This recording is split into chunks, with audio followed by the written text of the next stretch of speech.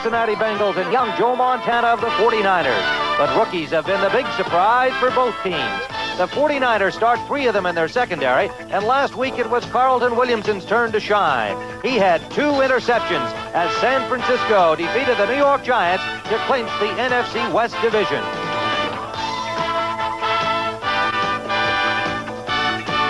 For Cincinnati, Chris Collinsworth, their number 2 draft pick from Florida, has 51 catches on the season. And last week, he had 2 touchdown receptions against the Cleveland Browns.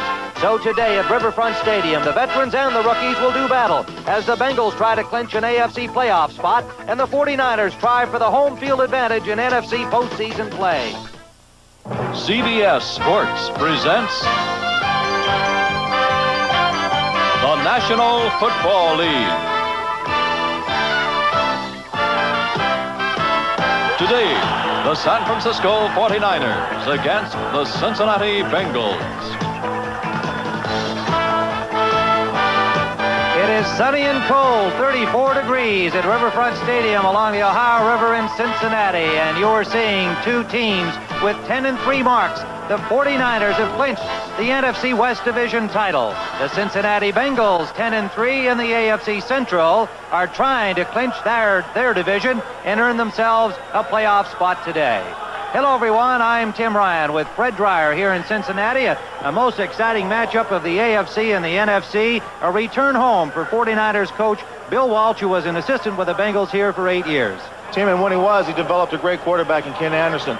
He's instilled with him a lot of properties that great quarterbacks today have.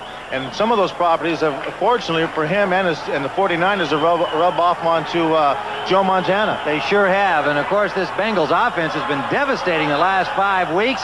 Today, of course, they are contending with a very strong defense from the NFC, and it's led by Fred Dean.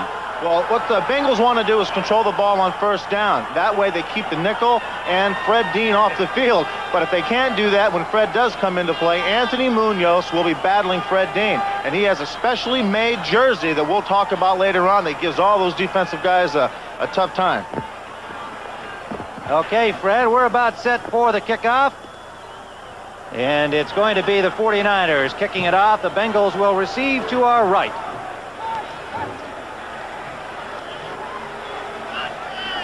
Ray Wershing will kick it off. Deep men will be Archie Griffin. David Burser, number 81, standing on the goal line. There is Wershing. 34 degrees, expected to get to a high of only 43, so it is brisk. However, there is not much of a wind. And it is an otherwise very pleasant day for football in Cincinnati. Nearly 60,000 strong watching their beloved Bengals, who are having some kind of a season. David Burser, the rookie from the 5. Burser with room up the sideline over the 40 to the 42-yard line before he's forced out of bounds. Amos Lawrence, number 20, was there, along with Wright, number 21. And so the Bengals will start with good field position from their own 42-yard line. David Burser has an exceptional amount of speed. And what you want to do to start the game off is get a good return and give your offense good field position. He does that right here. So Ken Anderson, having a brilliant season, brings out the Bengals in a slot formation left. And they send out Charles Alexander wide to the right. Anderson will throw on first down, complete to the tight end, Dan Ross, number 89, and a Bengal first down into San Francisco territory. They spot the ball at the 46-yard line. And offensively for the Bengals, Anderson with Alexander and Pete Johnson, the running backs. Chris Collinsworth, the sensational rookie at wide receiver with Isaac Curtis. Munoz, Lapham, Bush, Montoya, Wilson, and the tight end, Dan Ross. Ken Anderson, number 14 from tiny Augustana, Illinois College, in his 11th year in the NFL, and it is turning out to be his best ever. That ball is underthrown, intended for Collinsworth, and it will be 2nd and 10 in San Francisco territory. Defensively for the 49ers, their 3-man front, Stuckey, Reese, and Dwayne Board. Board playing hurt. A knee suffered last week against New York. Harper, Reynolds, Pookie, and Keena Turner are the linebackers. And this brilliant secondary, Lott, Wright, and Williamson, the rookies, with the aged veteran Dwight Hicks, who's all of 25 years of age out of the University of Michigan. 2nd and 10, Bengals.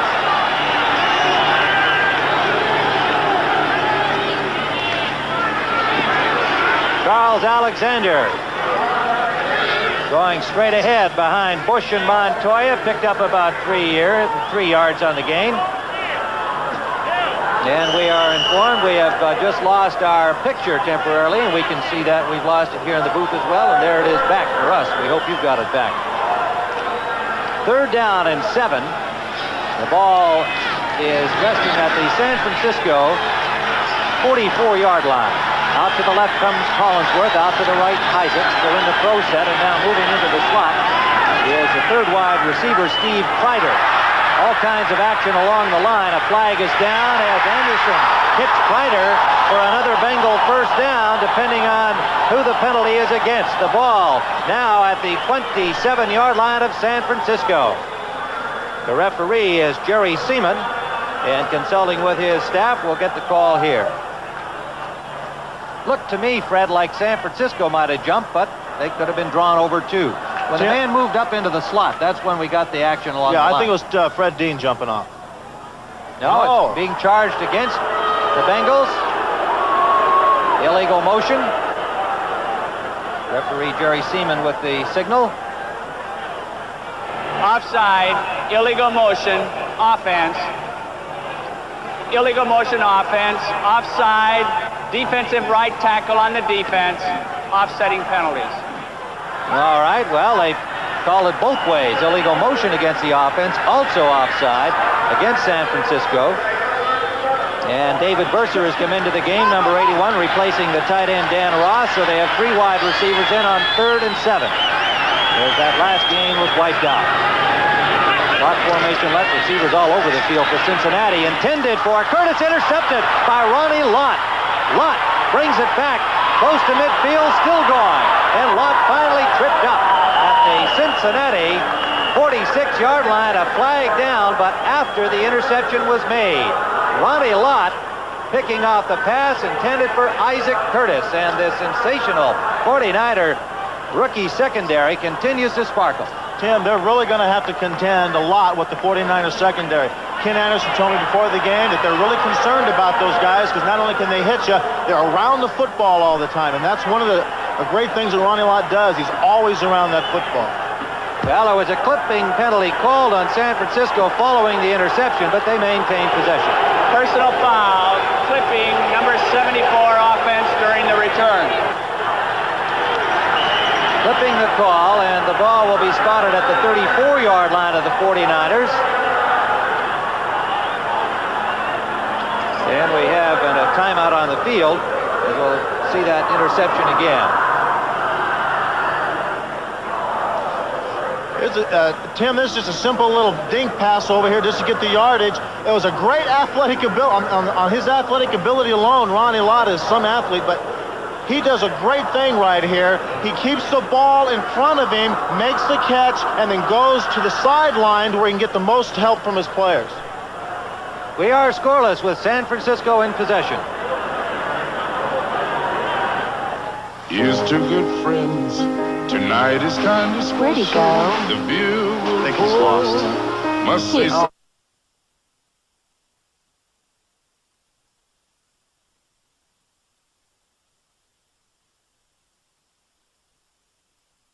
With Fred Dreyer as the 49ers take over the ball. Ricky Patton and Earl Cooper are the running backs to open their offensive series. Cooper trying the right side is bumped out of bounds by Louis Breeden after a gain of a couple of yards. Let's take a look at the 49ers offensively. Joe Montana, the quarterback. What a season he's having. Rated number 2 in the NFC. Patton and Cooper, the running backs. Dwight Clark, Mike Schumann getting the start for the injured Freddie Solomon. Another flag down on the play as we see the offensive line. Audick, Ayers, Quillen, Cross, and Fonhorst. And Charlie Young, who had a brilliant day last Sunday against the New York Giants. Freddie Solomon bruised a kidney in the game against New York. Was already hurt with knee and heel injuries, and he is sitting this one out. They hope to have him back next week. Infraction against the Bengals. Here's the call. Holding number defense on 75 on the defense. First down. Wilson Whitley called for defensive holding. San Francisco gets a free first down, and the ball is at their own 41-yard line. Slot formation left. Schumann 84, Clark 87, the wide receivers. Another flag is down. And Cooper digging for just a yard or two. We have had a play on each down thus far, except the first one. I think they're just a little bit jumpy, Tim. You know, you come out in a game like this, 49ers got to get it going, and the Bengals, they're itchy. They're real itchy to get going, and I think guys are just trying to get warmed up. The Bengals with a 2-game lead in the AFC Central. A victory here today would clinch at least a wild card spot for them. Encroachment, number 67 defense. Still first down. Gary Burley getting the start at left defensive end was offside. He is playing for the injured Eddie Edwards. Wilson, Whitley, Ross, Brown are along the front three with him. The linebackers Harris, LeClaire, Cameron, and Reggie Williams having an outstanding year. Breeden, Riley, Hicks, and Kemp are the secondary men. Johnny Davis has joined Ricky Patton for San Francisco. Play action for Clark, incomplete. He took a real good lick from Ken Riley, number 13, just as the ball arrived. Tim, Ken Riley has been one of the mainstays for 13 years on this. Now watch what he does back here. He backpedals, keeps his eye on Clark, and then comes up. You see what he does here? Ken Riley broke as the quarterback looked his way and threw the ball. He was watching the quarterback. That's an old veteran for you. Perfectly timed hit on Clark as Bill Walsh checks out the short list of plays to see what we do next. 2nd and 5. They give it to Ricky Patton. He is stopped by LeClaire and dropped behind the line of scrimmage for a loss. Jim LeClaire, number 55, blowing into the gap and hitting Patton just after he got the ball.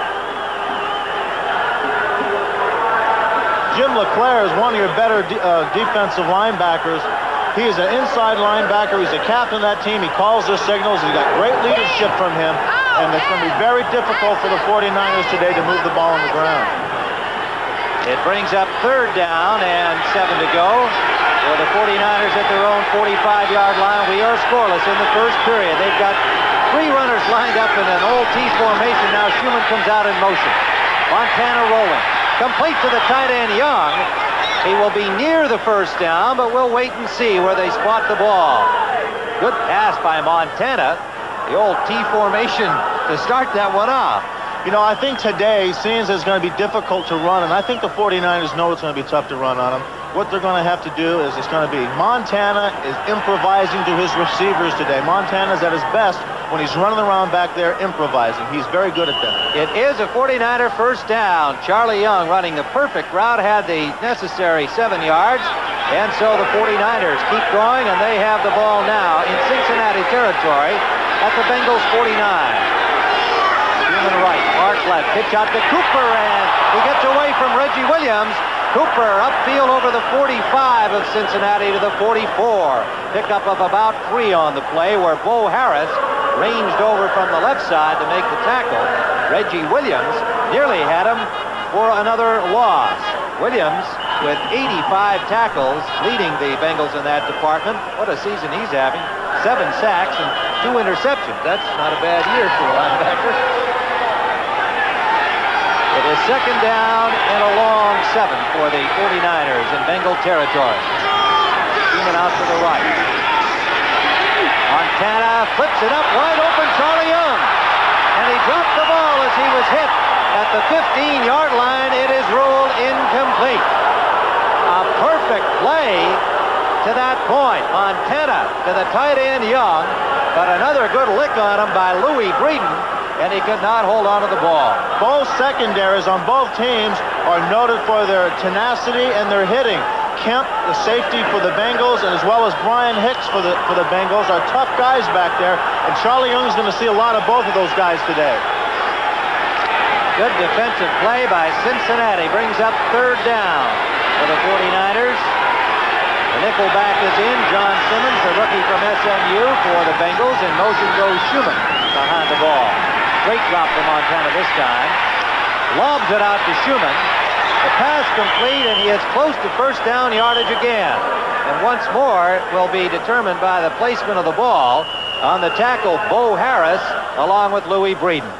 Here you see right here, this is the eye view that Joe Montana sees, a burly 67 here. He coming in having a good pass rush, but all Joe wants to do is get away from the rush and get the ball underneath the defense to one of his receivers. And here he does it to Schumann, who gets the first down for him. Well, they're going to measure it for the first down, Fred. It was close, and it appears that he has it, but will require another measurement to make sure. That's why they have those sticks out there, don't they? Right. He didn't get it. Well, he's short by about a foot, the length of the football, we'll call it. The ball is at the 39-yard line, just inside the 39 of Cincinnati. And there is no hesitation on the part of Bill Walsh. He's going for it. Johnny Davis has come in, number 38 at fullback. You know, Tim, what's interesting here is early in the game, and the 49ers already clinched their division. They're going to make it very difficult for the Bengals to clinch their division. I like the attitude that they have on offense. Yes, indeed. Much speculation about how Bill Walsh would approach this game. Would Guy Benjamin play at quarterback? Would he rest some of the injured players? So far, he's playing offensive winning-type football, and Davis appears to have gained the first down yardage.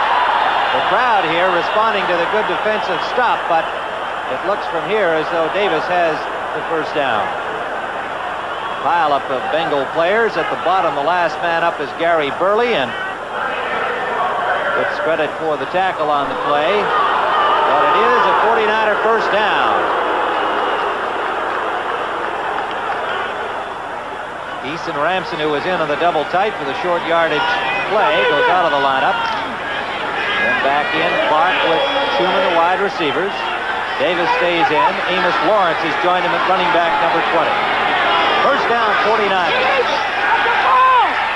Montana, lots of time. He's got Young open. Charlie Young inside the 30 of Cincinnati. Pickup of 9 yards on the play. Ken Riley on the tackle for the Bengals. Charlie Young is going to have a big day because what they're doing is they're taking their receivers here.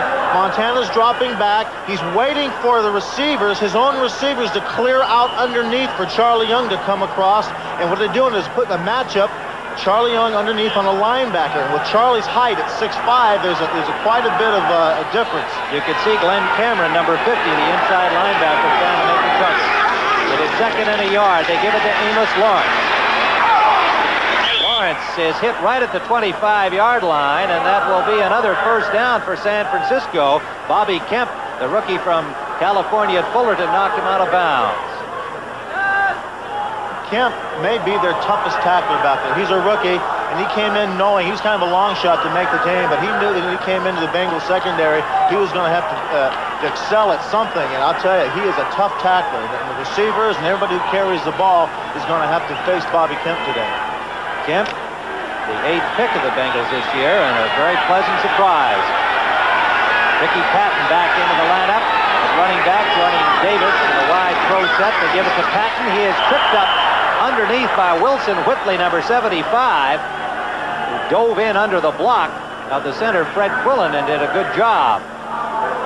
Gain of the yard on the play will bring up second and 9. We have seen quite a variety of offense from Bill Walsh in this opening series by the 49ers. We expect to see the same kind of varied offense from the Bengals when they get the ball again. This is going to be a really interesting game tactically. You're right, Tim. And Bill Walsh here, what he wants to do is he wants to out-hit the Bengals, and he wants to execute, and he wants to hog the ball. He is using up the clock at this point. Second and 9. Montana deep for Patton, almost intercepted. The ball was overthrown, and it was number 27, Brian Hicks, the second-year man from McNeese State, who had a shot at the interception. Here's what happens here. He throws the ball right down the middle of the field. It's a gamble type of pass. If you're going to throw the ball down the middle with your coverage so tight here, you better get the ball in there quick. That was kind of a gamble by Joe, but fortunately they didn't intercept the ball. We have seen him throw it on a rope, and we've seen him loft it today in various circumstances, and Fred, I think you're right there. That was a place where maybe he should have a little more zing on it. Third down and 9. The nickel back is in. The 4 down linemen are in. St. Clair joining the Bengals defensively. Montana complete to Clark. Clark at the 5, and he's tripped up there by Hicks at the 4-yard line. And Montana delivers again another 49er first down. Now San Francisco on the doorstep. Montana does an excellent job of feeling where he is. Now watch the rush come from his left. See right there? 79 comes barreling around there. Ross Browner comes in there, and he has a great feel of when to step up. He knows where he is, and more importantly, he knows who's around him. The Rams are in front of the Giants 7-0 in the first period of their game at New York. And first down, it is Lawrence, and a good defensive play by Lewis Breeden, and Jim LeClaire dropping him for no gain right along the line of scrimmage. 2nd and goal. Here's the handoff here to Bill Ring. Now, he's been used mostly in this +20 territory down here, and he's a tough runner. He gets the hard yards for you. But right here, you're going to have a tough day getting by Jim LeClaire. This is a very, very good run defense. Fred, thank you for the correction. Bill Ring, number 30, not Lawrence, number 20, and they used Ring in close last week against the Giants. Montana rolling, Ring wide open, touchdown. Bill Ring. Nobody picked him up out of the backfield, and Montana just lobbed it to him in the corner of the end zone. And the 49ers have gone in front. Bill Ring, the first-year man from Brigham Young, picked up as a free agent last year when he was cut by the Pittsburgh Steelers. He is from Belmont on the San Francisco Peninsula. Here is from a ground level now. Great shot here, as you can see, where Joe knows where the ball's going to go from after he got the snap count. This is the primary receiver here, and he goes out uncontested. So Bill Ring, who figured heavily in the drive last week that led to Wershing's field goal, gets a touchdown early in this football game. Ray Wershing has the point after. And we have 7:01 remaining in the first quarter as we see this play again. Montana looks and throws the ball here to Ring. Now, this play here, it was a mistake as far as coverage goes on the Bengals' part. You got to cover that guy. Anybody who goes in motion down there, you got to move with them in order to cover a guy like that. And with Fred Dreyer at Riverfront Stadium in Cincinnati, where the 49ers used up 6:04 on the clock following the interception by Ronnie Lott, going the distance for the score by Bill Ring, and they have a 7-0 lead. Montana was 5 for 8 on that drive, 46 yards and a touchdown. Wershing will kick it off. David Verser from the 10. Verser, another pretty good return over the 30 to the 33-yard line. Verser coming into this game with an average of 24.2 yards a kickoff return. That one was good for 22. New Orleans in front of St. Louis 3-0 in the first period of their game. Washington out in front of the Eagles 6-0. They missed the extra point. A touchdown by Joe Washington, and the Rams leading the Giants 7-0 in the first period. Now the Bengals bring it out. First down here as they trail 7-0. Charles Alexander goes wide to the left. Pitch shot to Big Pete Johnson. Johnson off left tackle, had a good hole and blasts his way for a first down. Hard running by Pete Johnson. Johnson came into the game with 876 yards rushing. Dwight Hicks made the hit. One thing you don't want to do is allow this man at 250 some odd pounds here to get his shoulders turned right there. He starts going up the field. He's 250 some odd pounds, folks. You don't want to meet him head on. If it snows out here, he was so big they were going to put chains on him. Pete Johnson, what a year he's having. 16 touchdowns he scored. That's second in the American Conference. First down for the Bengals on the move at their own 42-yard line. Again it's Johnson, again a big hole. It's closed down by the linebackers, but he picked up about 3, maybe 4 on the play. Running behind Lapham and Munoz. Tina Turner, the linebacker, made the hit. You know, Kenny Anderson, who hasn't yet thrown a pass on this drive, went 86 throws without an interception until Ronnie Lott picked that one off. He has only 7 interceptions on the season. That's remarkable. You know, Tim, a lot's been said about the influence of Bill Walsh, but Paul Brown has had a lot to do with him there. It is 2nd and 6 for the Bengals. Slot formation left. In motion, Alexander. Anderson to throw. Quick out to the tight end, Ross. Complete, and he has the first down. Dragging the defender, Carlton Williamson with him. And the Bengals on the move again. The ball will be spotted at the 44-yard line. No, now right on the 45 of San Francisco. Tim, the Browns really like Dan Ross. They really think he's a great player. He's tough. He runs good patterns. He has good hands. He's not going to really be a deep threat for you, but the guy is big and strong and very reliable. You see a lot of him today. 58 receptions. With that one, he has become the club record holder for receptions in the season.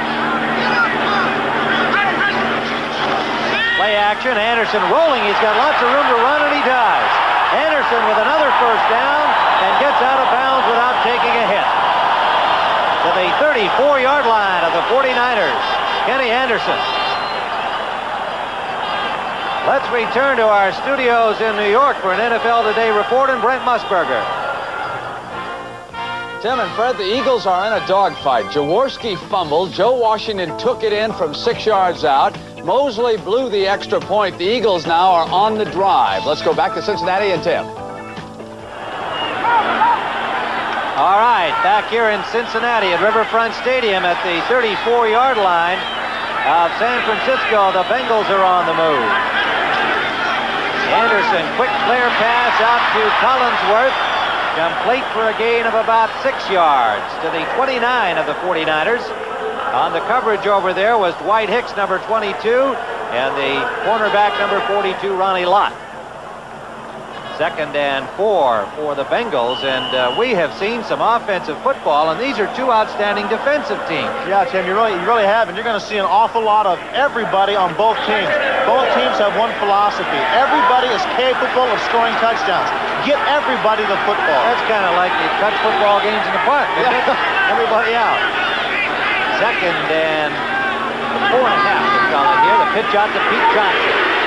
Johnson cuts it back and rolls over people for a first down to the 18. Pete Johnson. Dwight Hicks finally stopped him with help from Craig Pookie. And the 5-year man from Ohio State at 105 yards last week against Cleveland. He's off to a good start here. First down, Bengals at the 18-yard line of San Francisco. The 49ers lead it 7-0. Not a pass from Montana to Bill Ring from the 4-yard line in the last offensive series for San Francisco.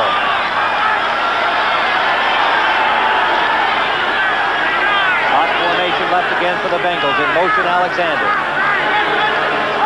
Long count that time by Anderson. Drills the ball complete to the tight end, Ross.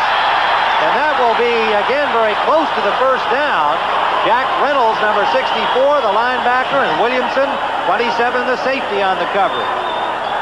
And it is a Bengal first down. It brings up 1st and goal from the 8. Watch Ken Anderson here. He plants and gets rid of the ball. That's what you want to do down here. Plant, look where you have to throw it, and get it there as quick as you can, because the area down here is very, very small, and there's a lot of people in a small area. You got to get the ball in there quick, and Kenny did it. Double tight end offense now. M.L. Harris, number 83, joining Ross at tight end. One running back is Pete Johnson. 1st and goal. Johnson tripped up behind the line as the 49ers tighten it up. Wait and see who that man is. Getting up, it was number 65, and that is Lawrence Pillars, the 6-year man from Arizona State, with a big defensive play, a loss of about a half a yard. 2nd down and goal for Cincinnati. Harris comes out. Alexander goes back in for the Bengals. Shadows already across most of Riverfront Stadium. But it is a beautiful afternoon for football. A little on the chilly side, but dry and sunny. Slot formation left. 2nd and goal. Anderson has Ross open, and it's complete, but not much of a gain, if any. Carlton Williamson, the fine rookie from Pittsburgh, made the hit. You know, the impressive thing about Carlton Williams, as well as all the San Francisco secondary, is they're very bright people. And you got to be bright to play professional football, and it shows up when you come down here inside the 20, because coverages and pass patterns change very, very fast. He's a rookie, and he's very, very good. A gain of just 3 yards on the play. It'll bring up 3rd down and goal from the 6. Harris back in at tight end. One running back once more in a slot formation right. Anderson, lots of time. And it's batted away and maybe picked off. Yes, it is. The ball loose now, but it is ruled an interception and San Francisco ball. Now we'll just check and see who came up with it. It looked like Pillars might have been the man who grabbed it. Hopefully on the replay we'll have a better look. It appeared to be Pillars who batted the ball down. We'll see who came up with it, but the 49ers with a big defensive play. Here it is again, Fred. Here it is. Kenny's looking. He's turned to his right. He's looking for anybody right now. Scrambles just to get open. He could have probably run it in, but decided to throw it. What a great play. Number 58. That's Keena Turner. Keena Turner, the linebacker. What a great, great athletic play. That's one of Jack Reynolds' disciples right there. All right, so the 49ers have stopped the Bengals' drive, and they have it at the 10. Tim Ryan and Fred Dreyer. Let's see that one again, Fred. Keep your eyes peeled for the right-hand side of your screen for Keena Turner coming up right there. Right there. Now, there is what's known as a hand-eye coordinated athlete. Oh, he boy. could be a great basketball player. I'll tell you something. At 6'2", 219 pounds, this fellow right here can flat play linebacker. He's a terrific athlete. I came down the elevator of the hotel with members of his family, and they said, give Keena a lot of play today on the telecast. They said he'll have to do that himself. Well, he did. First down, 49ers. And the Bengals rise up to stop Cooper right at the line of scrimmage. Just check on that offensive lineup for the 49ers. We get a lot of substitutions in there, and that was Davis. So it is Davis and Patton coming out to start this series at running back for the 49ers.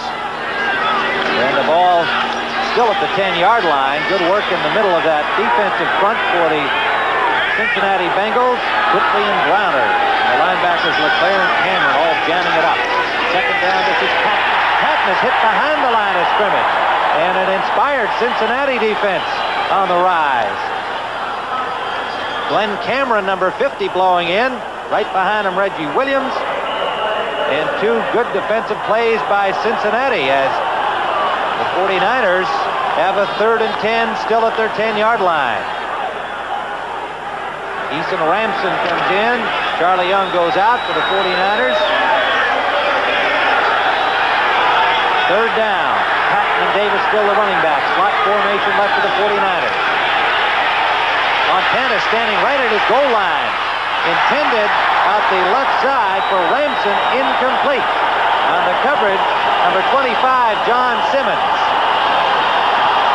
So the crowd here at Riverfront gives their defense a standing ovation. And boy, did they shut them down on 3 consecutive downs. Yeah, they sure did, and that's something they've been doing to everybody all year, so it's not really a big surprise. And the fans here in Cincinnati, there's only 2 really professional teams in Cincinnati, the baseball team, the Reds, and the Bengals. This is no longer a baseball town. And so, punting from the end zone will be Miller. Gets it away right from the goal line. Fuller in San Francisco territory. Flags everywhere as he's pulled down by number 28, Lynn Thomas. At about the 46-yard line of the 49ers, a 39-yard punt for Miller, but let's see what the flags are about. First 49er punt of the afternoon. The Bengals had 2 offensive possessions, and they were stopped by interceptions each time. Call is apparently against Cincinnati. And it's being marked off by the referee, Jerry Seaman.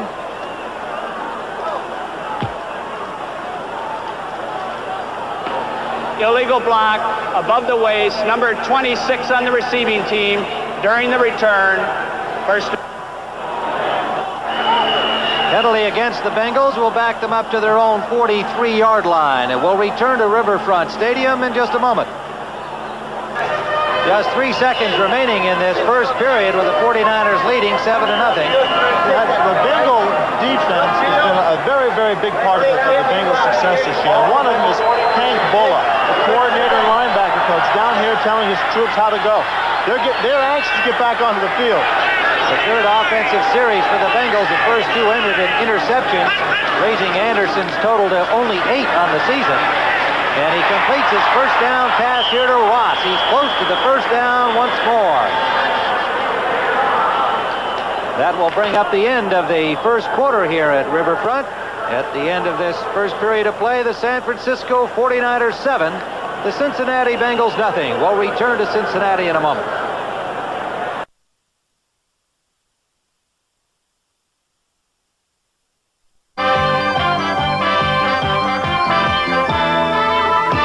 CBS Sports coverage of the National Football League is sponsored by Subaru, inexpensive and built to stay that way.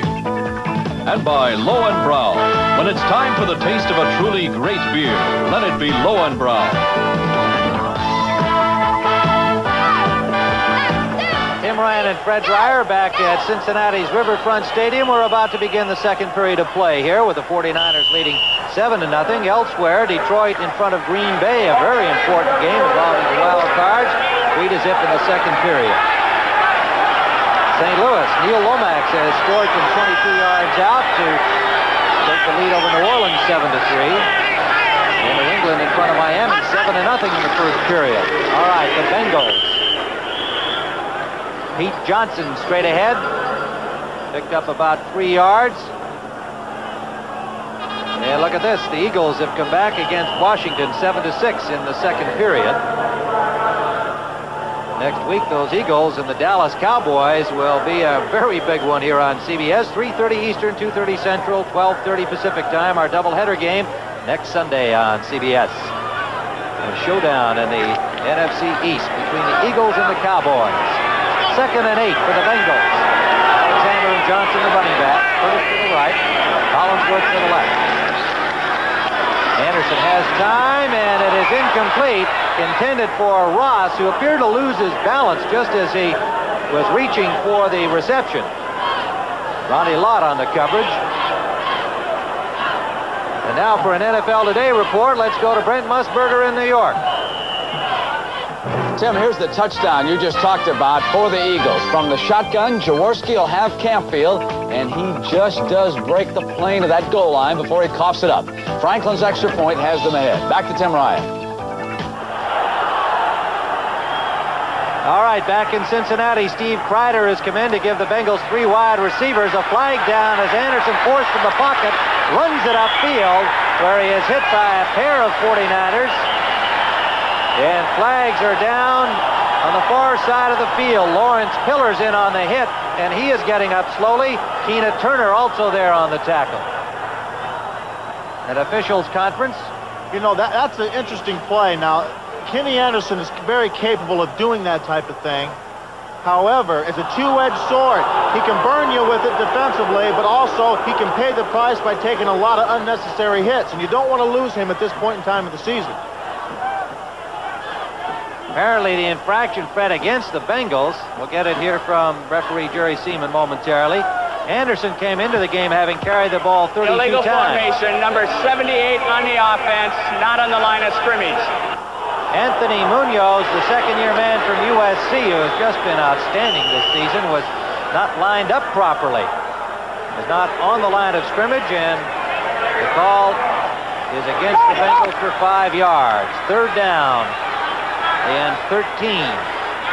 Bengals picking up 4 penalties now for 25 yards. Out to the right comes Kreider. 3 wide receivers again, slot left. Anderson with lots of time, hits the tight end Ross. He dropped the ball just as he was popped by the linebacker. Bobby Leopold, number 52, who put a good hit on him, and Ross could not hold on. The 49ers have got to really be happy with their play. Here it is. Kenny looks around, waits for the secondary to set their defenses, and goes into Ross. Now, he has a tough time holding on to it, but look at the defensive play here by Leopold. This is the type of thing, you know, you have a defense, you want to keep sharp. They're really kind of like got their division wrapped up. They don't really necessarily have to play that tough. They could rest some people, but they're not. They're playing good defensive football. McAnally is in to punt for the Bengals, standing at his 36. The deep man is White Hicks, number 22. And he just got it away against a good rush from Milt McCall. But it's a tremendous punt by McAnally, going out of bounds inside the 5 of the 49ers. A 46-yard punt to the corner by Pat McAnally, doing his job. And the 49ers will start from a hole, leading 7-0 early in the second period. Tim Ryan with Fred Dreyer. We're back here in Cincinnati, where McAnally just did the job. You know, there's one thing about kickers. They can be very selfish. He could have kicked the ball into the end zone to get more yards, but he sacrificed yards for ball placement. These type of guys, you have to have these type of people to win. He's a heck of a guy and a good athlete, and I think kicking like that, he couldn't help but win that NFC or AFC kicking championship. Good athlete, too. He's also one of their reserve receivers. So the 49ers start from their own 3-yard line. And blasting out over right tackle Ricky Patton, picked up about 3 yards on the play. They'll mark it out at the 7-yard line, so maybe it's about a 4-yard gain for Patton, running behind Randy Cross and Keith Bonhorst. 2nd and 6 for the 49ers. Across the front for the Bengals, it is Burley, Whitley, and Browner. Linebackers Harris, LeClaire, Cameron, and Williams trying to pin him in. Wide left comes Schumann.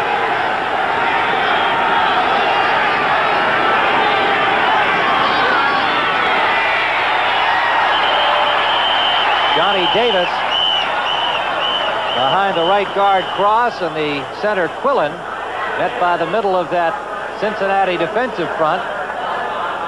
Whitley, LeClaire taking the contact. Bill Walsh sending in the play here on 3rd down and 4. Eason Ramson comes in along with Earl Cooper, and Cooper delivers the play to Joe Montana. 3rd down, a long 4 for the 49ers at their own 10-yard line. They lead 7-0 on a Montana pass to Bill Ring. Straight drop. Montana to Cooper. Cooper is forced out, and it is a 49er first down as he's forced out of bounds at the 15-yard line. And the 49ers have moved it up out of their own end. What they've done here is take both halfbacks out to the same side of the field, which screws up the coverage if you're a linebacker. And what they do is they wait till the first guy clears and hit the second back coming out of the backfield, which was Cooper, to get the first down. Bo Harris, the man to make the tackle, but the 49ers have a little more breathing room. Play action, complete for Clark. Clark spins away from one tackler and gets close to the 34-yard line. White Clark is pulled down there by Brian Hicks after LeClaire made the initial hit. What you'd like to see here is a good play action pass.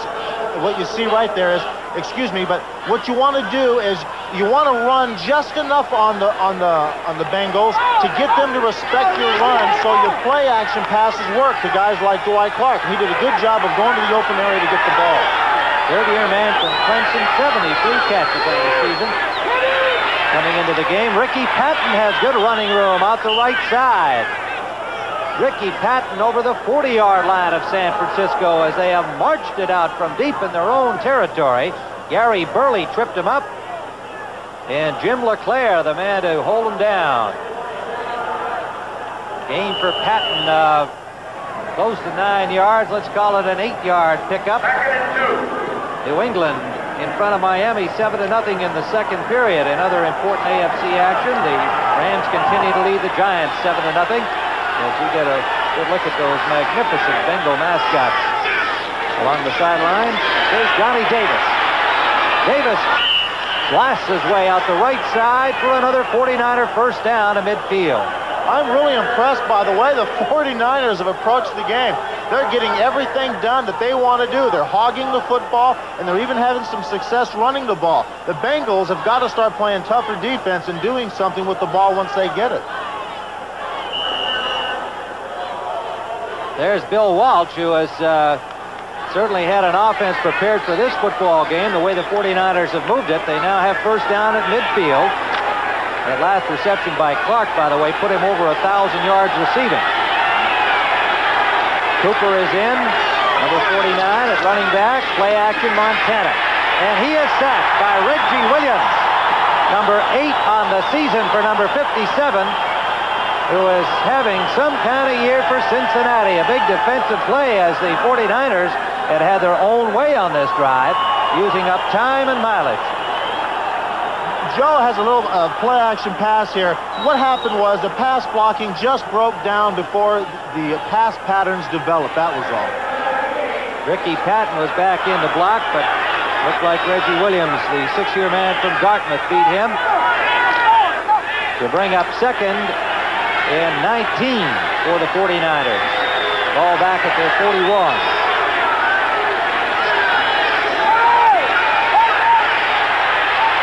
Montana has the time. He finds Charlie Young open. Young tripped over his own man as he cut it back inside. Tough break for Charlie Young. He tripped over his own man. That was Ricky Patton, who was trying to help out blocking as they had to improvise that pattern. He picked up about 7 yards. It'll be 3rd and 12. What Joe's doing here, you see him scrambling around looking, and he goes to Charlie Young underneath the defense here, and Charlie can't go up the field because he sees Ken Riley, so he cuts back underneath, unfortunately, trips and falls. So the ball is at the San Francisco 48. A big defensive down for the Bengals here.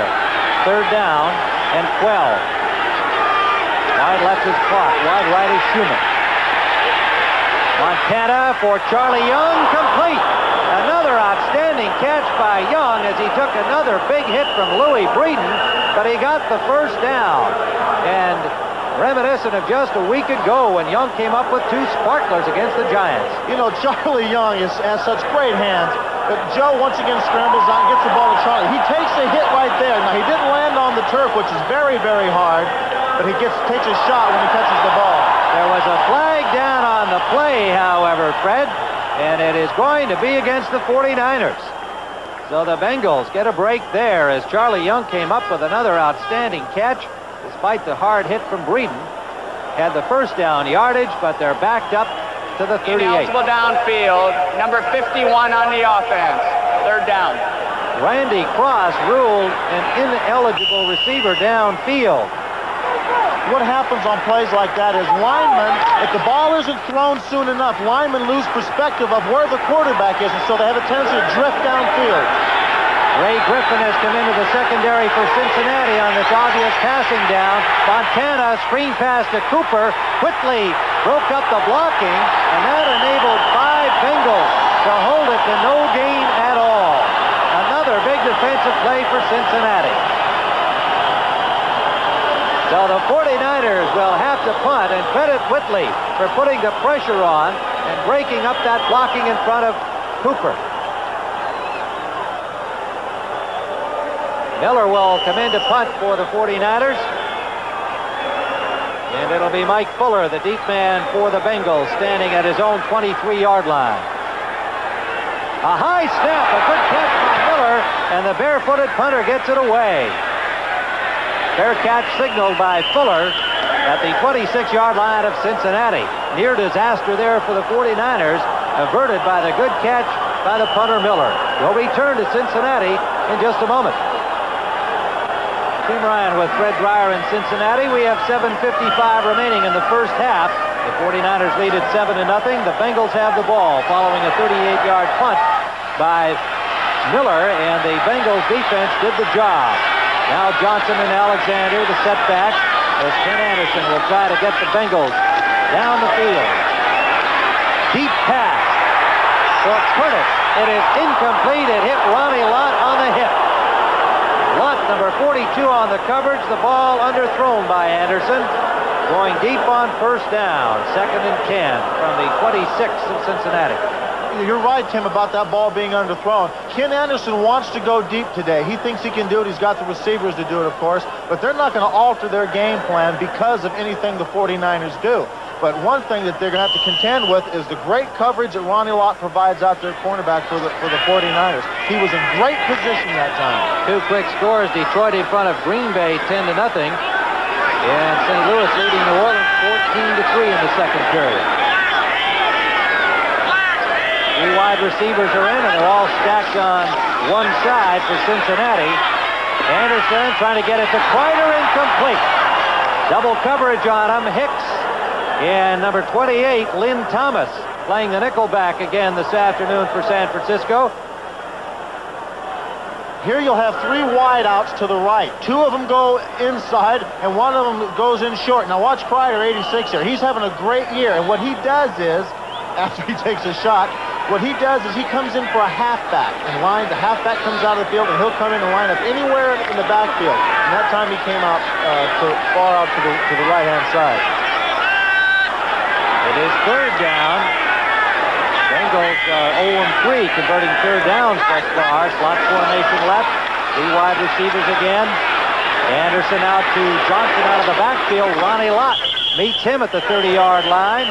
And the Bengals will have to punt after a gain of only 5. Ronnie Lott picking up Johnson out of the backfield as well. Another flag down, however. We have had a bunch of penalty flags in this first half. And it is offside against San Francisco. So Cincinnati gets a break because the 49ers had forced a punting situation. Tim, what you might see is Anderson calling irregular or erratic snap counts.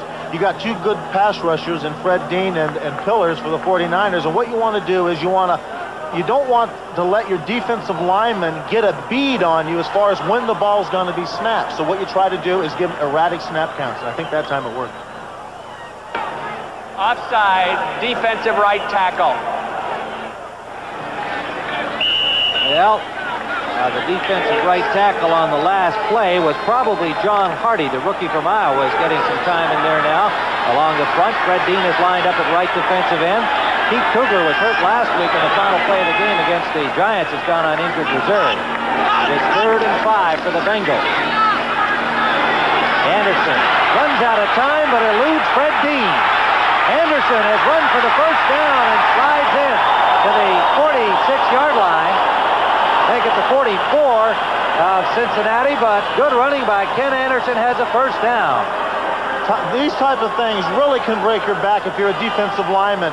Fred Dean almost gets a sack. Right here, you'll see him coming at the top of your screen. He gets by Munoz, but what happens is they lose containment, and Fred doesn't make the tackle. He allows the guy to scramble and get a first down. So instead of a sack and having to punt, you got a first down now. What do defensive ends say to themselves when they miss that sack? It's not what they say themselves, what everybody else says to them. Ryder is out of Johnson and Alexander back in with two running backs here on 1st and 10 for the Bengals. Big hole for Alexander. Alexander all the way to the San Francisco 40-yard line, where he is hauled down from behind by Williamson. Make it to Eric Wright, number 21, who made the tackle. You'll see the big hole that opens up here for Alexander. Now, one thing about Alexander, he'd like to run the ball 20 or 30 times because he'd like to have the glory of doing this a lot. But what happens here is you got a guy who can catch the ball as well as run, which is obvious here. He's very unselfish. He fits into their offense very, very well. He'll do anything he can to get the ball. Eric Wright and Whitehook trying to stop him, but the Bengals with a big gainer, 16 yards to the San Francisco 40. Anderson wants to throw, and he is dropped after a pickup of about 4 yards, forced out of the pocket by number 79, Jim Stuckey. And then back to get him, Craig Pookie, the linebacker, and Dwayne Board, number 76. But a gain of 4 yards for Anderson, scrambling, makes it 2nd and 6 at the 49er, 37-yard line. Anderson now has 25 yards on 3 carries. Chicago leading the Vikings 3-0 in the second period. Miami has come back to tie New England at 7-7 in the second period. Slot formation left for the Bengals on 2nd down. Anderson up the middle, complete to Collinsworth. First down for the Bengals. On the coverage, the linebacker, Keena Turner, number 58. Another flag down back at the line of scrimmage. Well, Collinsworth just runs down the field here and goes right inside the coverage here and stops and turns around. Now, I'll tell you what made this play was a great throw by Kenny Anderson of wedging that ball in there. Unfortunately, it has to come back. It does. The preliminary signal from Jerry Seaman was a clipping penalty against the Cincinnati Bengals. And so the 49ers get themselves a break here via the penalty route against the Bengals, who are on the move. Personal foul, clipping, number 58 on the offense. Blair Bush, the center, number 58, guilty of clipping on the passing play, and so it is 2nd and 20 from the 49 of Cincinnati now. 3 wide receivers back in for the Bengals, with Steve Kreider joining Curtis and Collinsworth.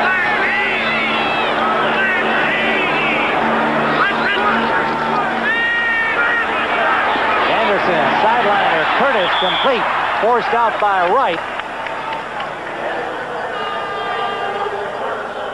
Pickup of about 9 yards, Fred. Excuse me, Tim, but Isaac Curtis has been playing with injuries all year. Here, what he does here, see how he goes underneath the coverage right here and goes right to the sidelines? He's been doing that all year, and he's been taking a lot of blows. He's got a crushed-in cheekbone. It's been injured twice. He's got a hamstring injury, but he's played through all of this. He's a very physically and mentally tough. You think you have to be physically tough to play with injuries. He's also very mentally tough. Curtis has made 32 catches coming into the game. The 9-year man from San Diego State. What a receiving corps they've got now with Collinsworth and Mercer joining in as rookies this year. All kinds of motion, flags everywhere. On 3rd and 11 for the Bengals. Max Montoya, number 65, number 65 offense. There it is. Illegally proceeding as he pulled back before that ball came back from the center, Blair Bush, to Anderson. False start, number 65 offense.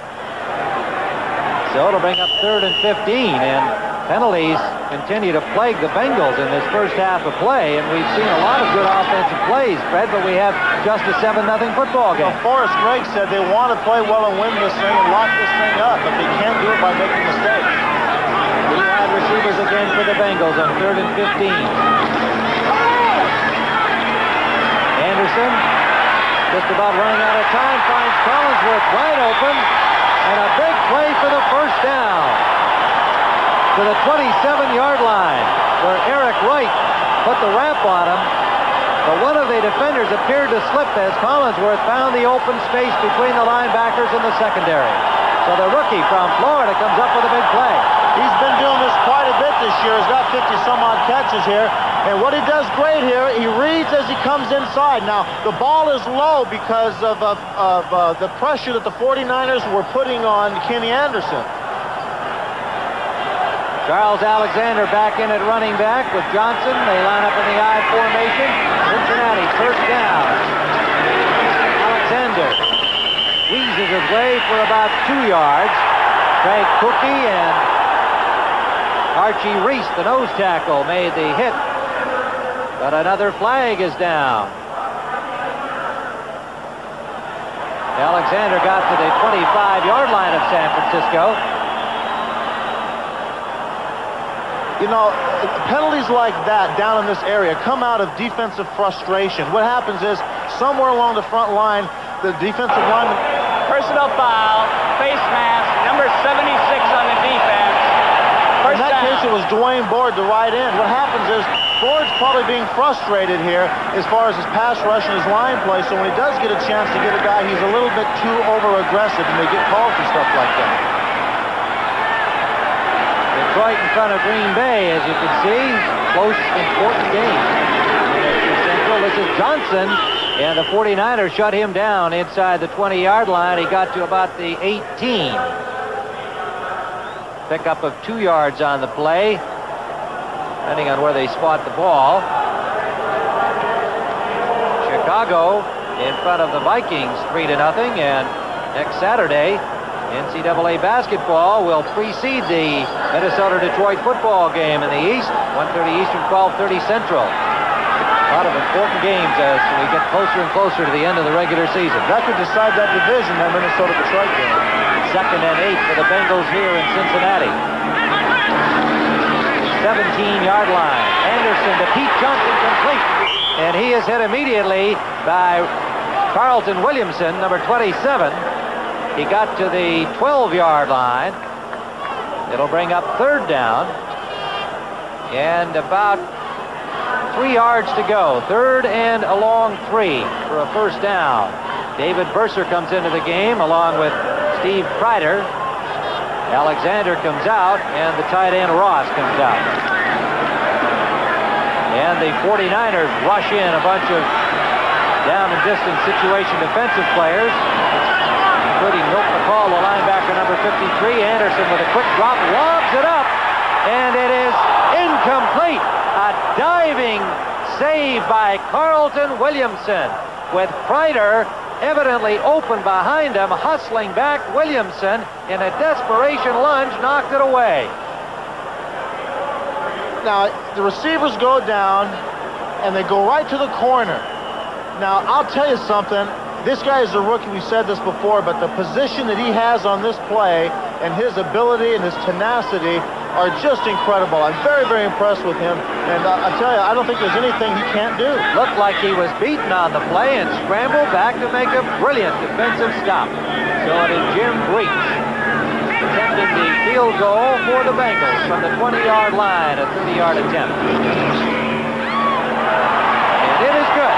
Jim Breach connecting for the Bengals, his 18th field goal in 26 tries this season, and Cincinnati is on the scoreboard with 2:32 remaining first half. The 49ers lead 7-3.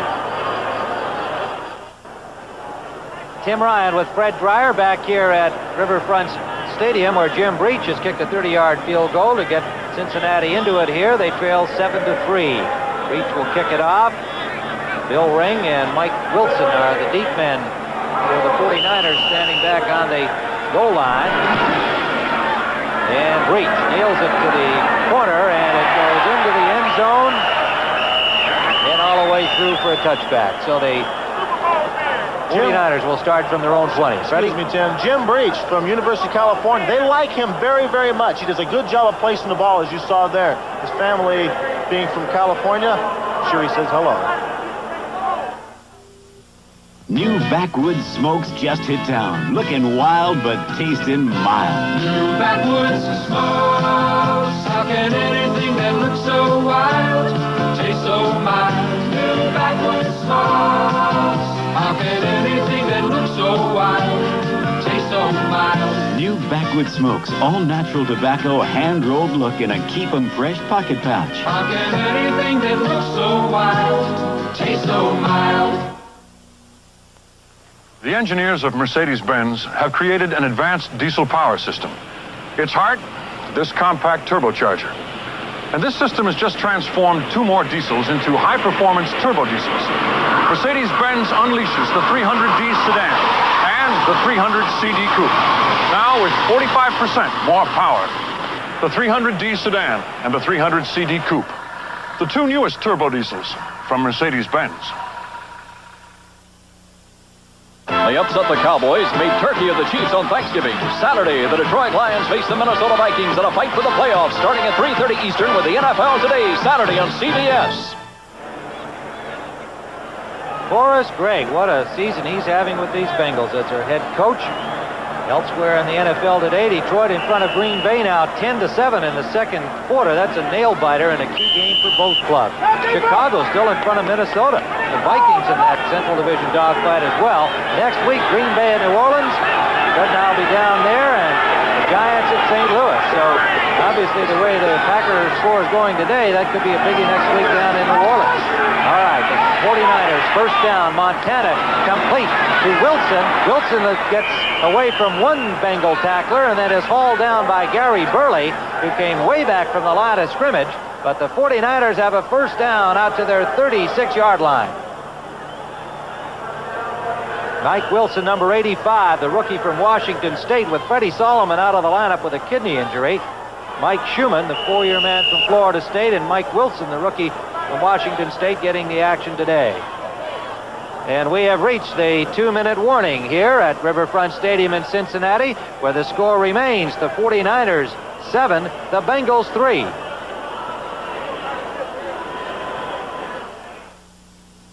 Gramp, I'm here to help you install your garage door opener. I did it myself, son. It's a Stanley. Hey, Dad. Thanks for the garage door opener. I'll show you how to put it up. Oh, we did it this morning. The Stanley. Harry. Oh, happy birthday, dear. You did it yourself. It's a Stanley. Stanley, we want to help you do things right. This Christmas, open the door for someone you love. Give a Stanley garage door opener. Okay, everybody, let's hear it for winter driving. Well, we didn't hear from you Jeep CJ owners. Off to the slopes, eh? Didn't hear from you Wagoneer families. Nice and secure. And you Jeep Cherokee owners don't seem to mind a little snow. Say, you Jeep truckers just keep on trucking, don't you? While you Jeep scramblers keep on scrambling. Get out of your rut this winter and get into Jeep. Now with ice-breaking rebates from $500 to $775. Next Saturday, NCAA basketball action continues on CBS Sports. Both of you will see Marquette against the Deacons of Wake Forest live at 1:30 Eastern. Then the NFL Today kicks off with a special Saturday broadcast at 3:30, followed by the Minnesota Vikings and the Detroit Lions game. That should be a big one. Viewers in the Pacific time zone will see their NCAA basketball following the NFL action, and it'll be the USC Trojans against the Long Beach State 49ers. A great Saturday of sports next week on CBS. Check your local listings for the game and time in your area. 3 wide receivers are in for the 49ers. On first down, Montana lofts it out incomplete for Dwight Clark. Coverage on him by the linebacker Reggie Williams, number 57. It'll bring up second down for San Francisco from their own 36-yard line. This telecast presented by authority of the National Football League, intended for the private use of our audience. Any rebroadcast or other use of the telecast without the express written consent of the Cincinnati Bengals and the National Football League is prohibited. Mike St. Clair comes in defensively for the Bengals, number 72. Cameron and LeClaire come out. Eason Ramson is in at tight end for the 49ers on 2nd and 10. Earl Cooper, running back. Montana under pressure for Schumann, incomplete. Montana just got that away. Covering Schumann on the play was number 27, Brian Hicks. Tim, one of the things that we've brought out about Joe Montana is his ability to improvise. Now, he knew he was going to get hit. Now, Schumann runs a pattern down here, runs under the defense. See how all the defensive guys have been cleared out by the other guys? Well, that pass was almost completed by a guy who was almost literally parallel with the ground. So that's a great play and a great adjustment by Joe Montana to get rid of the ball. Montana's now 10 of 15, Fred, for 91 yards and a touchdown. Cooper and Patton are the running backs on third down. In motion goes Ricky Patton. Montana rolling. He's got real estate. Has the first down and slides into the 48-yard line of the San Francisco 49ers.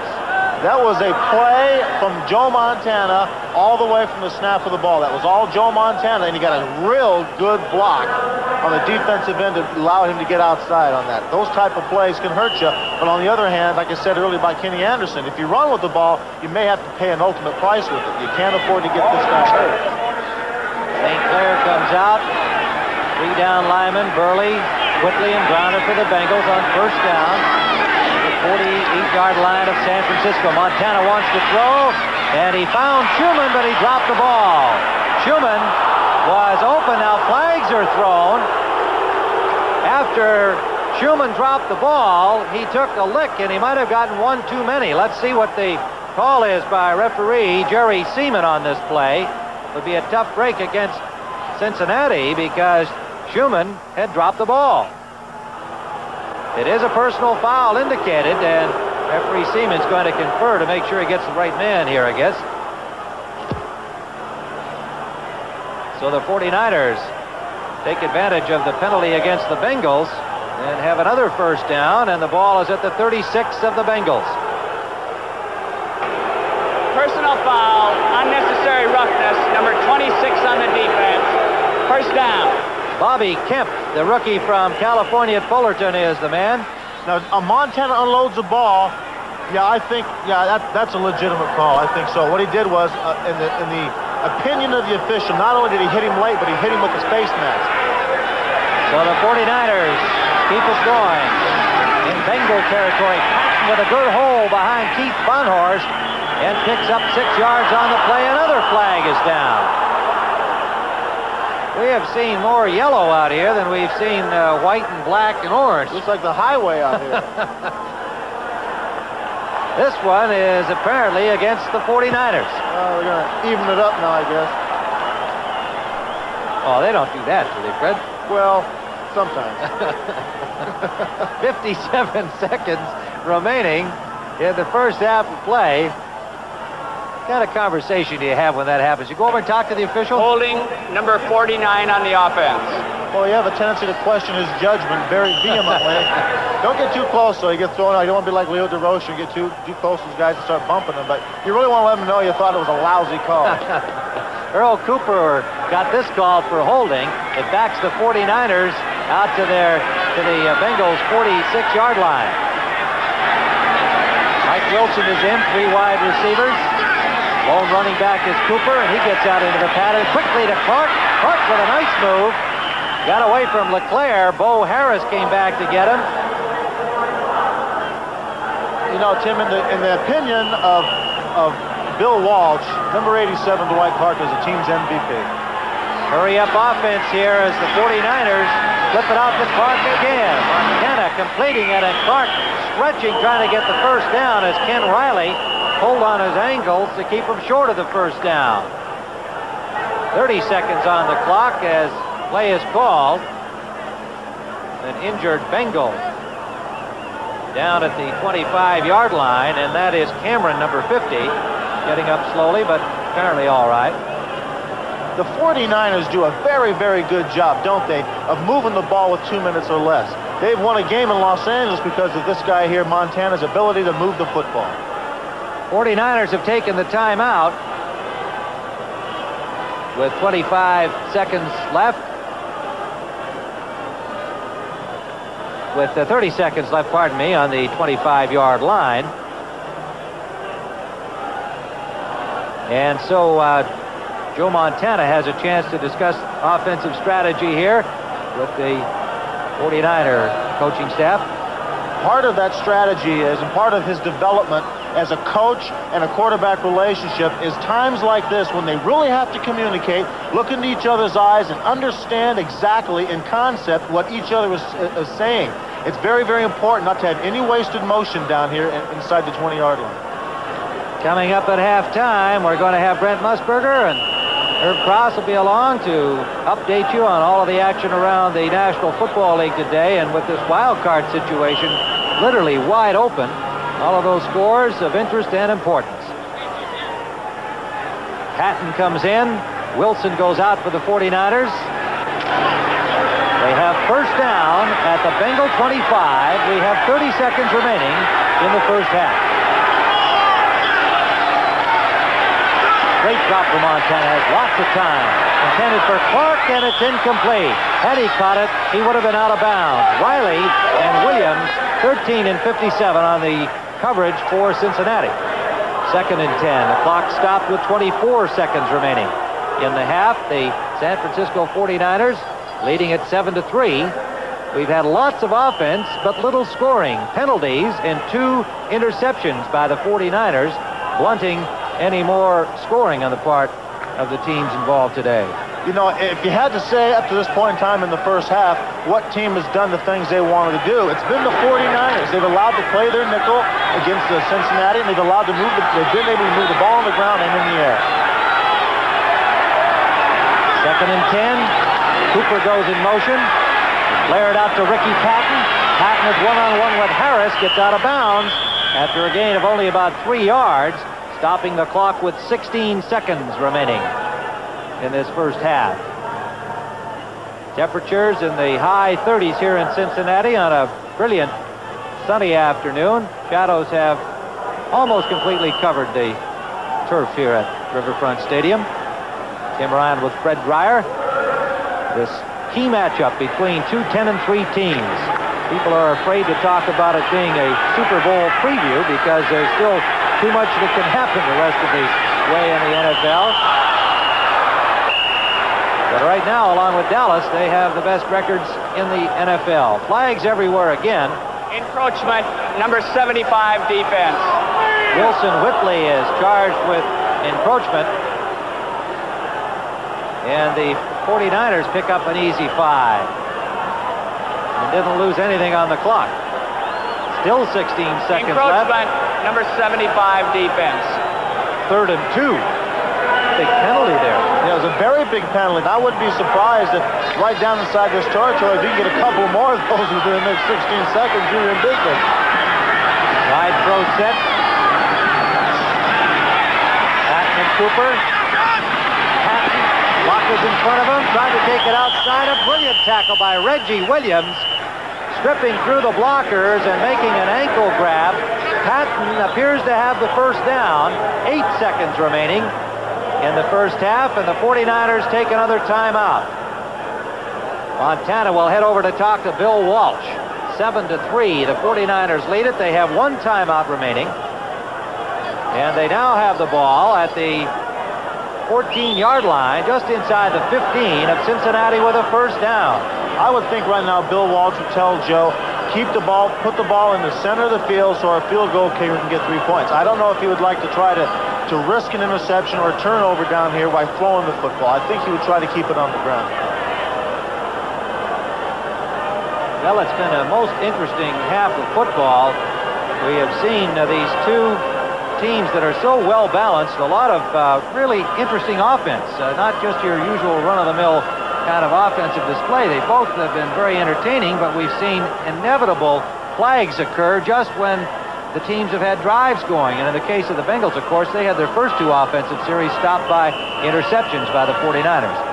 I think a lot of it might be due to the fact that both teams are, I should say that the Bengals are trying to clinch. They haven't yet. They might be a little bit envious of the 49ers who have. Well, a victory today would clinch a playoff spot for them. Of course, they'd like to win that division, but Pittsburgh's still alive in it.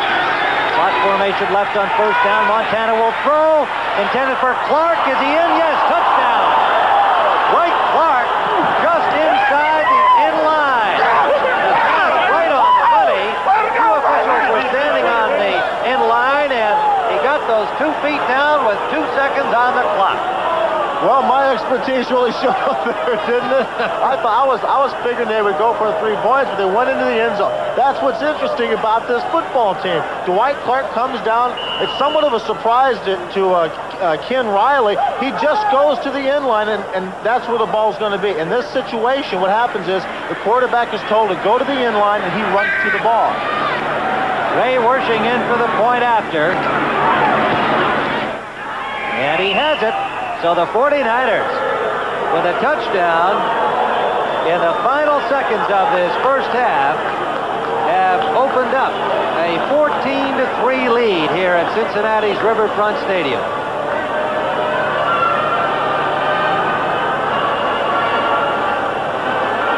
I can remember what it's like, just like David, sitting in the audio booth, listening to all those different frequencies of sounds, wondering if I would soon be able to hear like the other kids.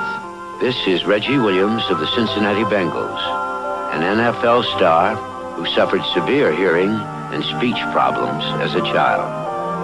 I know from personal experience of the loneliness, of the feelings of insecurity, of the problems that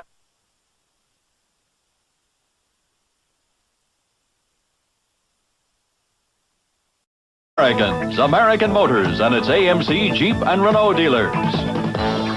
Radio Shack, a division of Tandy Corporation. And by STP Gas Treatment and STP Oil Treatment.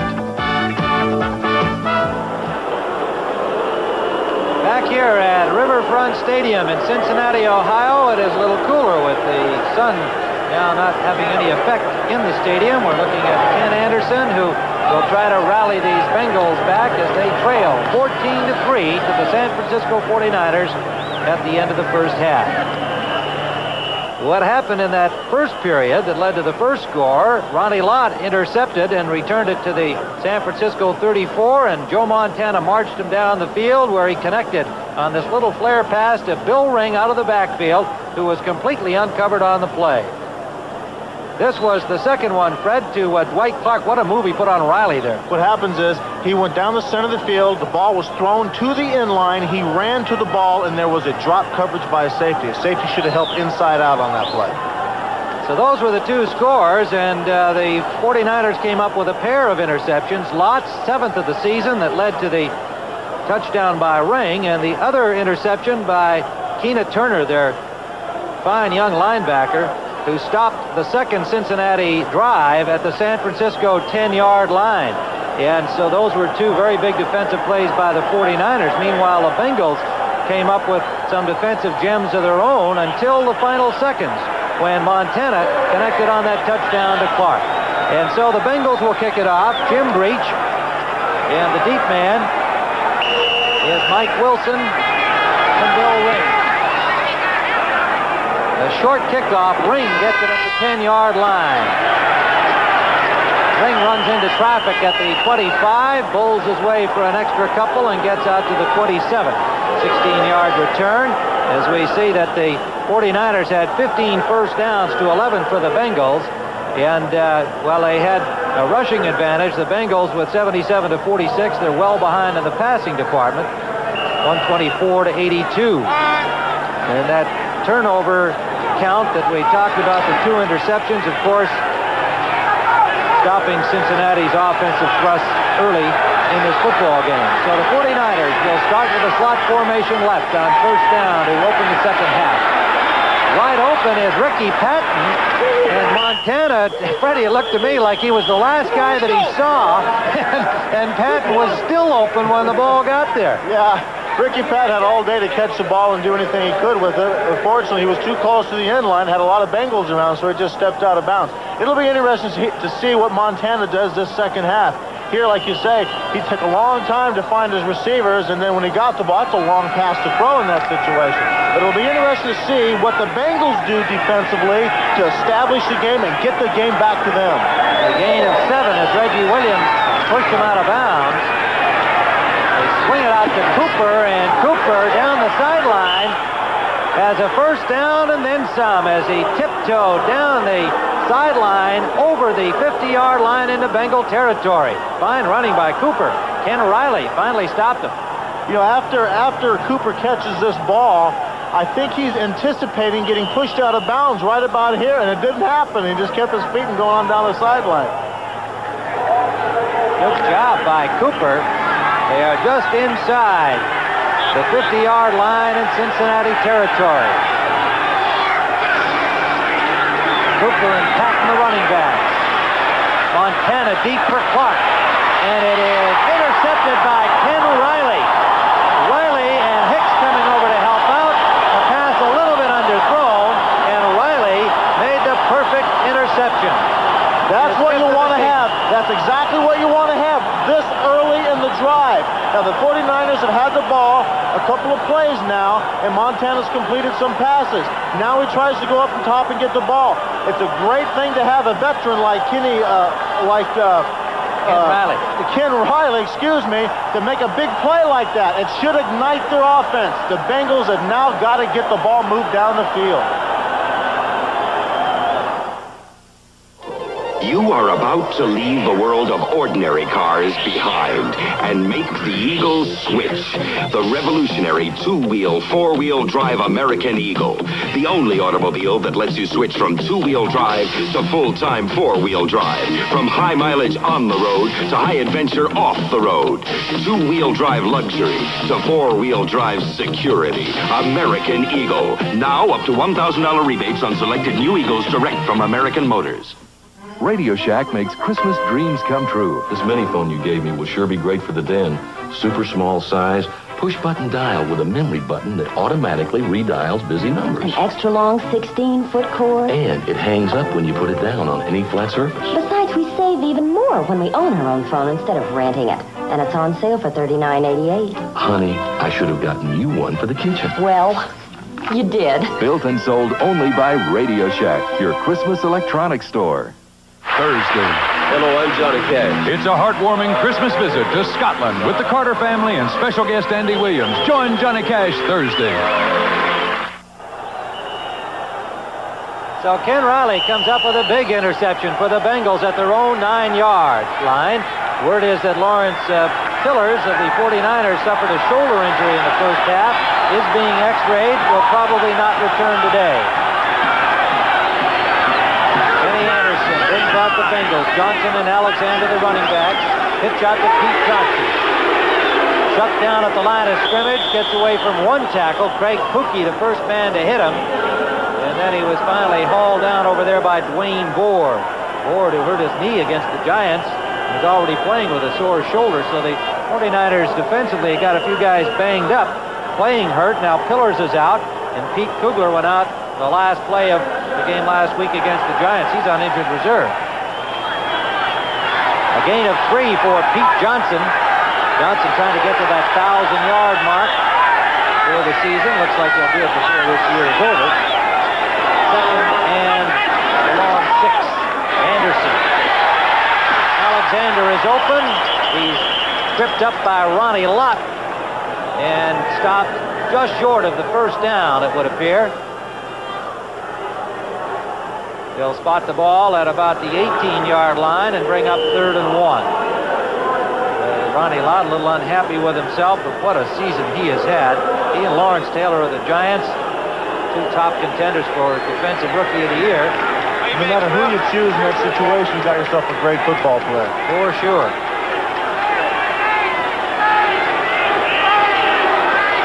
3rd and a yard. The I formation for the Bengals. In motion is David Purser. Alexander has the first down. Over the 20 to the 21. So the Bengals come out from the shadow of their goal line following the interception at the 9. Green Bay in front of Detroit, 14-10. And Green Bay, 6-7. Detroit, 7-6 going into the game. The Bears continue to lead Minnesota 3-0. It's been that way since early in the game. They're now in the 3rd period. Green Bay at New Orleans next week. If those Packers can win today, makes that one interesting. Freddie and I will be there in the Superdome. The Giants will be at St. Louis next week. Some of our early action on CBS. First down, Cincinnati. Alexander in motion. Anderson complete. Tight end Dan Ross at the 30-yard line. Pickup of 8 yards on the play. Ross, a busy man this year with 58 receptions, leading the club in that category coming into the game. It'll be 2nd and a yard to go at the 31-yard line of Cincinnati. Collinsworth goes out to the left, Isaac Curtis to the right.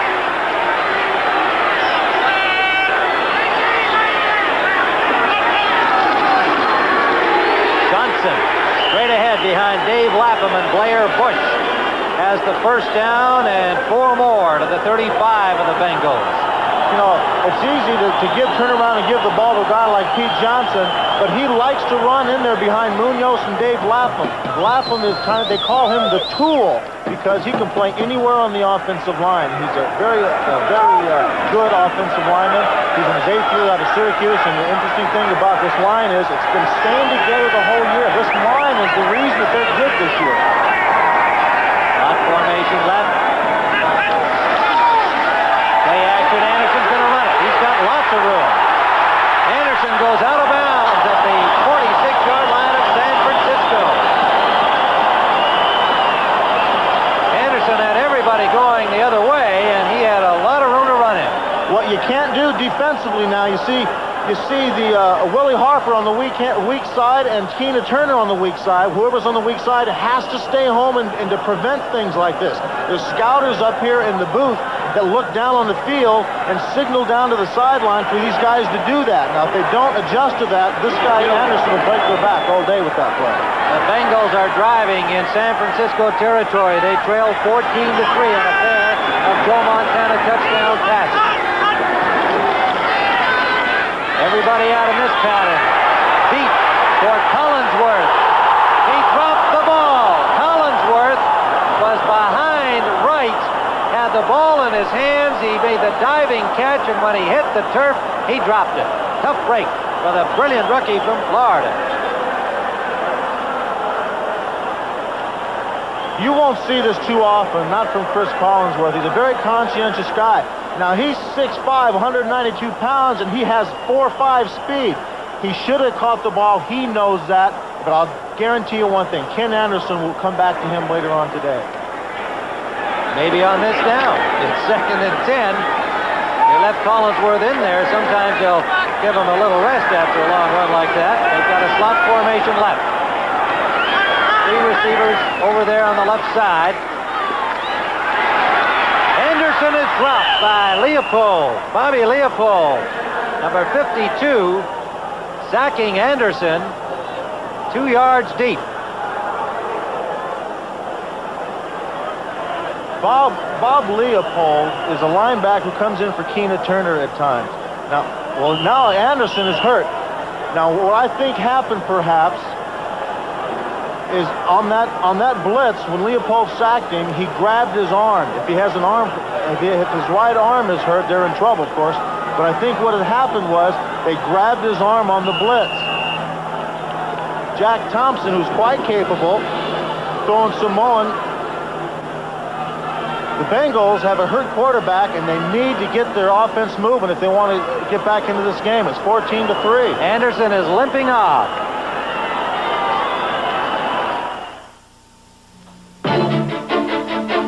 STP, a big name in racing for nearly 20 years. STP oil treatment on the track in some of the world's most expensive engines. Around the track, around the world, every day, tens of thousands of people get STP oil treatment. Get it for your car. Satisfaction guaranteed. Around the track, around the world, STP oil treatment is #1. Over the years, us guys in Light Beer from Miller have had a lot of laughs. But this time we'd like to share some personal sentiments. Boo, have a very Merry Christmas. Yeah, and a Happy New Year, too. Yeah. And this holiday, may there be bass under all your lily pads. May all your pockets be full. Feliz Navidad. Peace. We wish you everything you always wanted in a Christmas. And more. You know, I'm glad they asked me to do this commercial. Merry Christmas. Merry Christmas.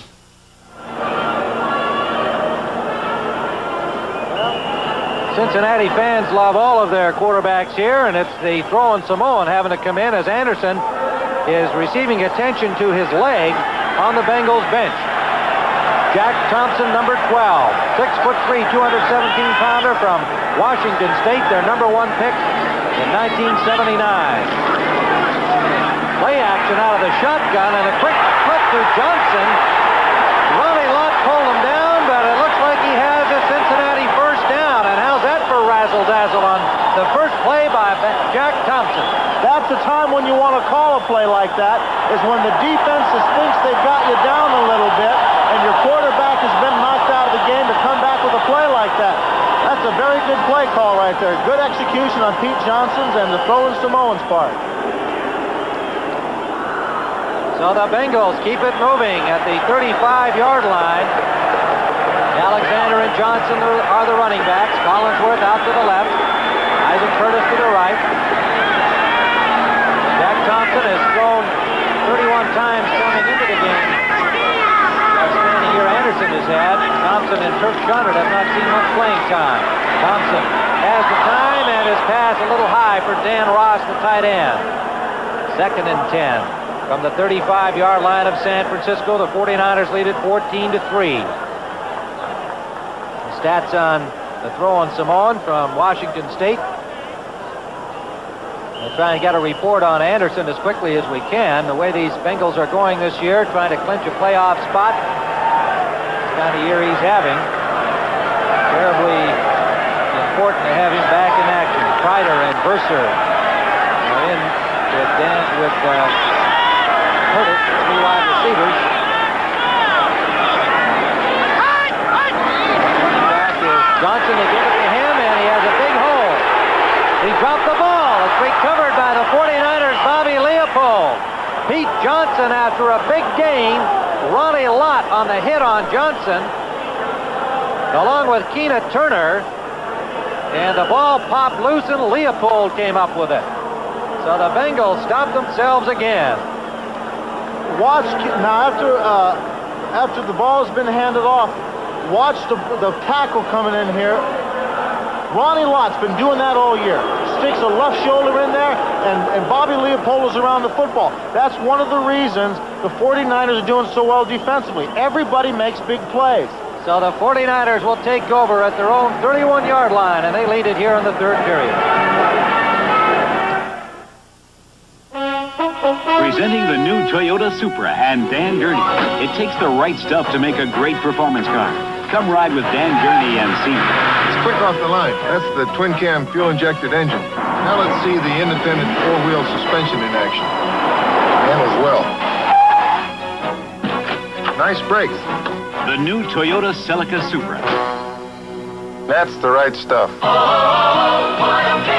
Supra.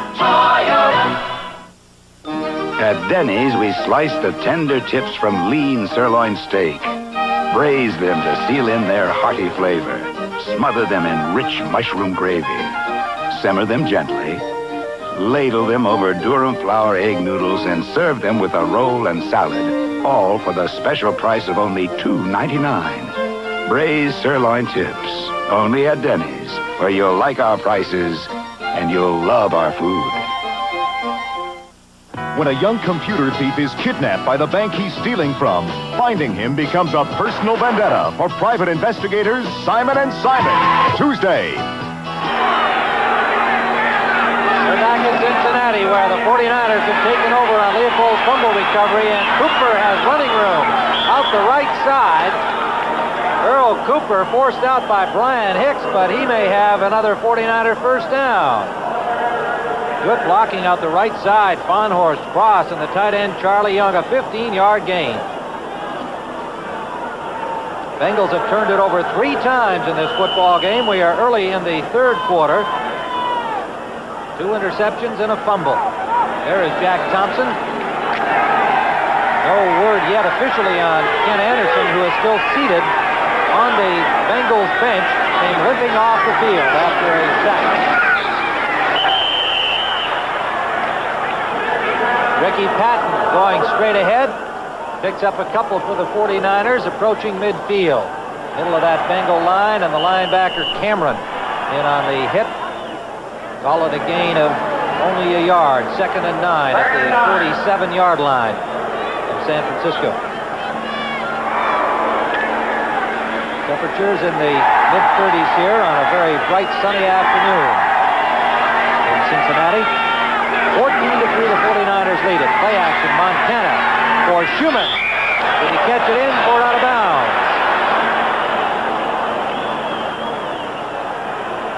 Incomplete. Caught the ball, but just out of bounds. On the coverage, Louis Breeden, number 34.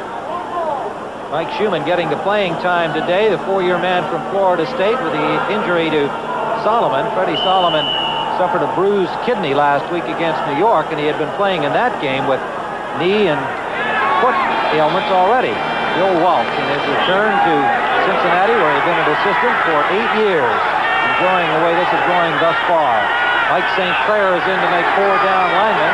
Ray Griffin in the secondary on 3rd and 9 for Cincinnati. And open is Wilson, and the rookie receiver has another 49er first down as he slips down at the 41-yard line of Cincinnati. Bo Harris, a linebacker, 53, holding him there. Mike Wilson can play either side, so whatever side he comes off doesn't make any difference. Ken Riley pushes him inside, but what he does is he gets right past the coverage, reads where the drop of the linebackers are, goes to the open area. Here's another angle of this. Good work here on the cameraman's part, because he picks up what a defensive back would see, and he just goes to the open area to catch the football. Good play. With Tim Ryan here in Cincinnati, this is Cooper.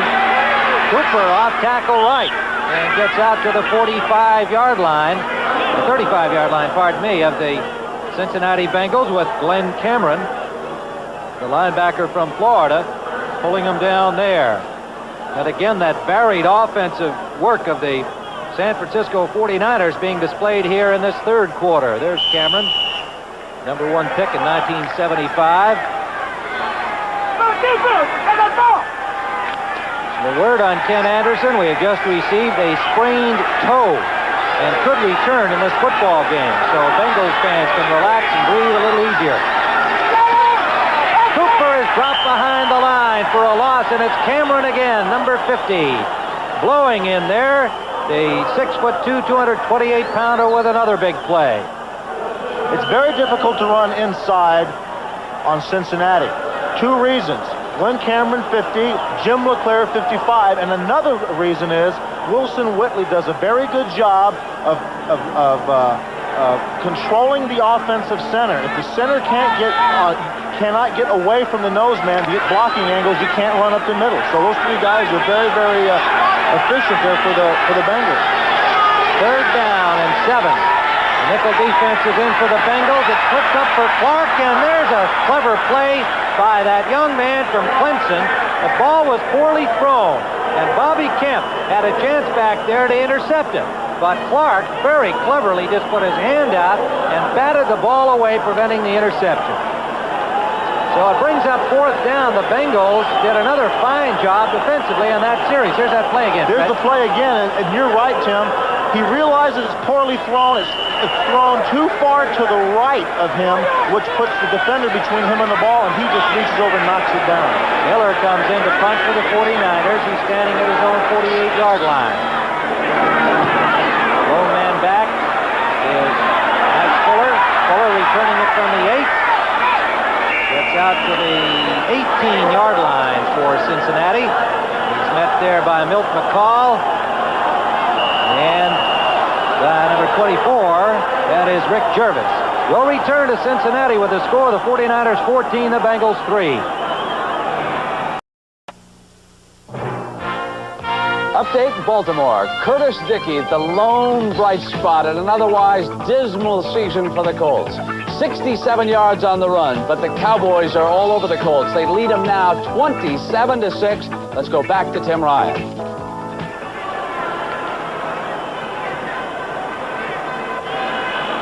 6:09 remaining in the 3rd quarter. And there's the Bengal along the sidelines. There's the score here at Riverfront Stadium. Tim Ryan with Fred Dreyer. 2 10-3 teams. Jack Thompson continues at quarterback. Ken Anderson on the bench with a sprained toe. Johnson and Alexander are the running backs. Alexander sets up wide. They give it to Johnson. He's got a big hole and blasts out over the 30-yard line. Pete Johnson from Ohio State picks up 15 yards and a 1st down. Here's that replay of Dwight Clark. Now he looks inside for the ball. Now right here, you see Bobby Kemp looking at Dwight Clark. Now Kemp doesn't know where the ball is until he sees Clark look up for the ball. And that's when the ball was thrown poorly. And I'll tell you, Dwight Clark made a very, very heads-up play by knocking that ball down. Otherwise, Kemp would have had it. All right, so the Bengals moving it out from their own end. Have a 1st down now at their own 35-yard line. Thompson at quarterback. Has time. Now can't find a receiver. Thompson just unloads it upfield in the general direction of Isaac Curtis, who was way deep on the sideline. Ronnie Lott trying to come up and grab an interception on the ball that was thrown short. Johnson has now rolled up 59 yards on 10 carries. He came in with 876.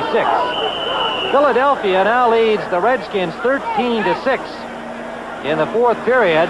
They can get to 10-4 with a victory there today. Dallas way out in front of Baltimore in the 2nd period, 27-6. And that victory, apparent victory, would make them 11-3. And next week they'll meet each other, the Eagles and the Cowboys, on our big doubleheader game on CBS. Tight ends are in for the Bengals. M.L. Harris joining Dan Ross. Pete Johnson, the lone running back. Play action fake to him. And an underhand pass by Jack Thompson was knocked down by John Hardy. The pressure on the quarterback came from Fred Dean, number 74. Fred Dean, excuse me, but Ken Anderson here has what they call a turf toe. His large toe has been bent back when he got sacked that last time. He could possibly play if needed, but if not, they're going to just get him well. Thompson had to unload that ball in a hurry against the pressure from Dean. It brings up third down. Slot formation left. Curtis out to the right. Thompson is dropped just as he was about to release the ball, and I think it was Dean from his knees who actually took the footing away from Thompson, and then Jim Stuckey buried him from on top. So Jack Thompson getting pressure. Now here's the nickel situation we talked about. 49ers have been able to go into a nickel. And Stuckey and Fred Dean run a stunt inside here. And what it does, it makes avenues for the defensive lineman to get in there. Fred Dean grabs him by his right ankle, and then Jim Stuckey cleans him up. That's good teamwork. McAnally will punt. Hicks, the receiver, waiting for it at the 30-yard line. McAnally, kind of a line drive, gets a Bengal bounce, fielded at the 25 by Hicks. And Hicks is buried under a pile of black and orange shirts. Got the ball to the 34-yard line of San Francisco, where the 49ers will start when we return as they protect a 14-3 lead here in the third quarter.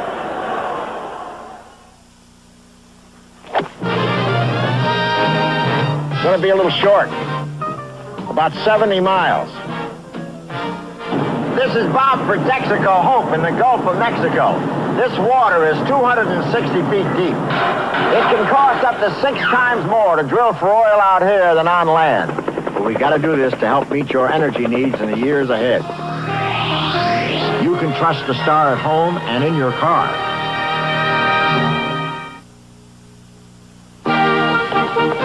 Toyota asked to compare their new long-bed sport truck to our Jaguar XJ6. And we laughed. Granted, the Toyota truck is well appointed. I say, 4-speed automatic overdrive. Handles most nimbly. Still, we laughed. Until Toyota told us we both had to carry a piano. Oh, what a feeling! Feels like a car, works like a truck. Toyota! Saturday, get into the spirit with NCAA basketball on CBS Sports. Wake Forest meets Marquette and USC takes on Long Beach State in regional action. Saturday on CBS Sports. A full house at Riverfront Stadium for this one, and meanwhile, look at the standings in that Central Division of the NFC. Dogfights going on around the league today. It'll be very hard to predict who's going to come out of that division, with Minnesota, Detroit, and Tampa Bay all tied, and Green Bay leading in their football game 21-10 in the third period. A chance to move right back into the top of the pack. Next week they'll be in New Orleans. We'll be there. Chicago still holding that 3-0 lead over Minnesota. The Bears have played tough defense the last couple of weeks. It is first down here for the 49ers following the Bengals punt. Earl Cooper is met just over the line of scrimmage and sent sprawling backward. The hit came from Gary Burley, number 67, starting for the injured Eddie Edwards today. The Bengals have got to start thinking now in terms of going for the ball, giving their offense an opportunity to get the ball into the 49er territory. They've got to start making turnovers on defense. Credit to McAnally, who came up with a 51-yard punt on that last opportunity. Eason Ramson has come in at tight end for the 49ers on 2nd and 8. The motion behind the ball, Schumann, number 84. Montana under pressure, screen to Cooper. Cooper's hit from behind. Excellent defense by the Bengals. Wilson Whitley, the man upset him. Reggie Williams made sure he got no farther. Now for an NFL Today report, let's go to Brent Musburger in New York. Tim, you spoke of the NFC Central, and here's the play that really has that divisional race up in the air right now. Dickey, 15 yards to Lofton for a touchdown. The Lions have squandered a 10-point lead in that game, and the Packers could be right in the thick of it. Back to Tim Ryan. All right, Brent, back here in Cincinnati, it is 3rd down and 14. Mike St. Clair's come in to give them a 4-man front. The Bengals, Montana to Patton, and he can't hold on. The ball was thrown low. He was in full stride when Williams had pursued it. Could have been a big gainer. Montana is displeased with himself. He did not lead Patton, who had a lot of real estate in front of him. So San Francisco will have to punt. Jim Miller comes in, the barefooted punter. 34.7 average today. Back deep is Mike Fuller, number 42, awaiting the punt at the 30-yard line of Cincinnati. 14-3 to score. Nearly blocked. Steve Kreider. And the ball goes out of bounds at the 40-yard line. Kreider is down and hurt as he made quite an effort. He collided with the punter, Miller. There are no flags down. It was a great effort by Kreider, who nearly came up with a huge play. On this play, the ball took too long getting to the kicker, and once the kicker got it, he held it too long. Kreider, being a great athlete, takes a knee right in the stomach. I thought the punter there, I thought the punter, Jim Miller, might have broke his leg because I've seen that happen too many times. That's a great defensive play by Steve Kreider. Well, Kreider might even have got a little piece of the ball, and credit to Miller for getting it as far as he did, to the 40-yard line of the Bengals. But Cincinnati with a good field position now, and the crowd coming alive here. Their offense has been blunted by 3 turnovers. Johnson with a big hole, running over people for a first down into the San Francisco 42-yard line. White Hicks finally pulled him down. He had a good hole at the point of attack behind Montoya and Wilson, and then he rolled over people. Pete Johnson likes to play at about 250 pounds. As a matter of fact, he'd like to play at 260 pounds because he says he feels better. And believe me, at 250 or 260, it doesn't make any difference if you're a defensive guy. 15-yard gain for Johnson. First down. Thompson continues at quarterback for the injured Kenny Anderson. Johnson again, blasting his way through one more time. And the crowd coming alive with the Bengals running offense. Hicks and Williamson stopped them that time, but the offensive line of the Bengals suddenly starting to open gaping holes against San Francisco's defense. Johnson now with 82 yards. Now we have 82 officially. We'll double check that for you. 12 carries. John Hardy is in at the nose tackle, replacing Archie Reese. Defensively for the 49ers. Lone running back set up is Johnson as Alexander's flanked wide to the left. Tina Turner had Thompson, and Thompson is the play is called as they had him in the grass. And Thompson unhappy, and with cause, as he got away twice. The first time from Turner alone, the second time from Hardy and Turner, but the officials ruling that they had him in their grasp. Yeah, Tim, Dan Ross's dropping the ball is secondary to the fact that in the judgment of the official, they had him. Now, as a defensive player, he was not down. Now, he's not down until he's down. But to keep the people from piling on and hurting the quarterbacks, there's a judgment call there, and sometimes it goes against you, and it went against the Bengals that time. I think so, too. I don't think they had him in their grasp. Here is Thompson on second and 19, and it's intended for Kreider, thrown on the wrong side. He made a good effort to turn and catch the ball, but it's knocked away by Dwight Hicks. Action heating up here in this third period with 52 seconds remaining in the third quarter. It'll be third down. Dwight Hicks, 22. Dwight Hicks and his hot licks, as he likes to call those people back there with him, Eric Wright and Carlton Williams and Ronnie Lott. Those people have been giving everybody a lot of problems, and they're doing exactly what Kenny Anderson was afraid of. They're giving the Bengals problems. 3 wide receivers are in for Cincinnati. David Brewster, the number 1 pick from Kansas.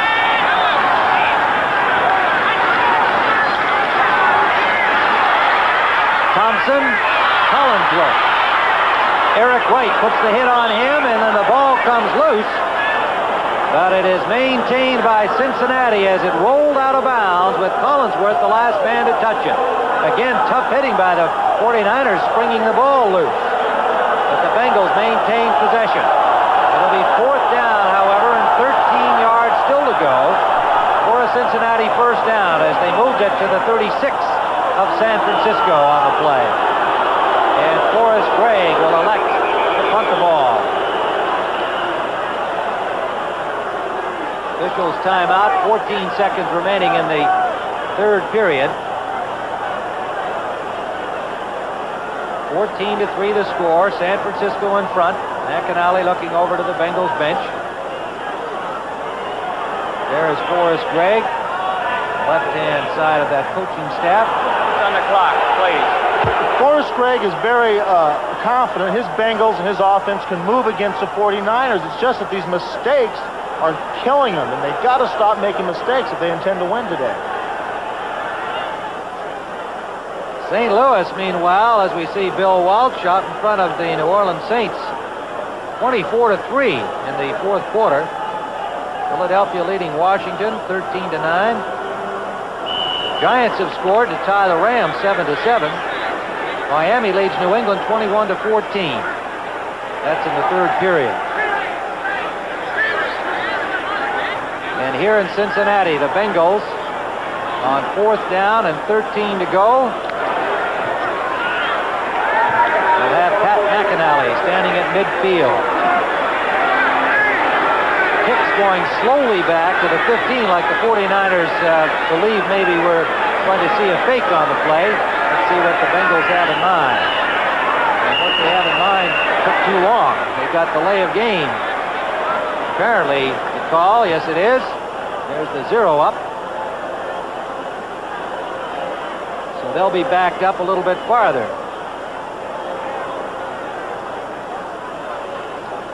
You can see the giveaway and takeaway rankings in the league. Cincinnati's only given the ball away 18 times so far. They have a plus 16 rating, and they've taken the ball away 34 times. Look at San Francisco; they're right up, and look how many times they've taken the ball away from their opponents. That's delay of game, number 87 offense. The delay of game penalty being assessed against the Bengals, and those turnovers have been big in this game. 3 of them by the Bengals. McAnally lofting it for the corner.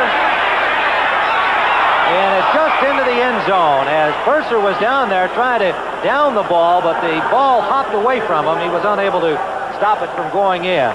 7 seconds on the clock here in the third period.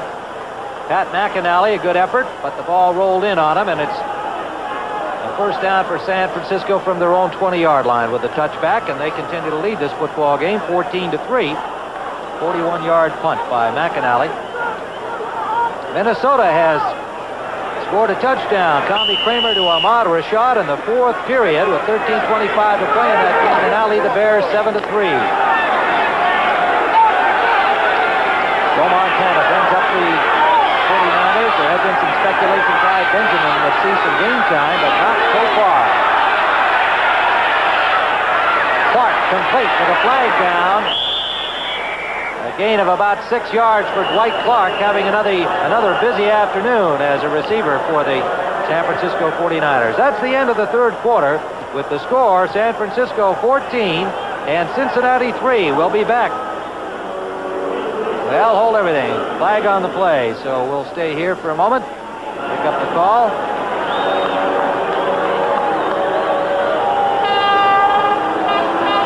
Referee Jerry Seaman. And it's going to be assessed against the 49ers. Illegal motion, number 84 on the offensive team on the last play of the quarter. Mike Schumann illegally in motion on the final play of the third period. And so when the teams resume play, the 49ers will still be in possession, 1st and 15. That's the end of the third quarter with the score. The 49ers 14 and the Bengals 3. Will be back with the start of the fourth quarter after this word from your local station.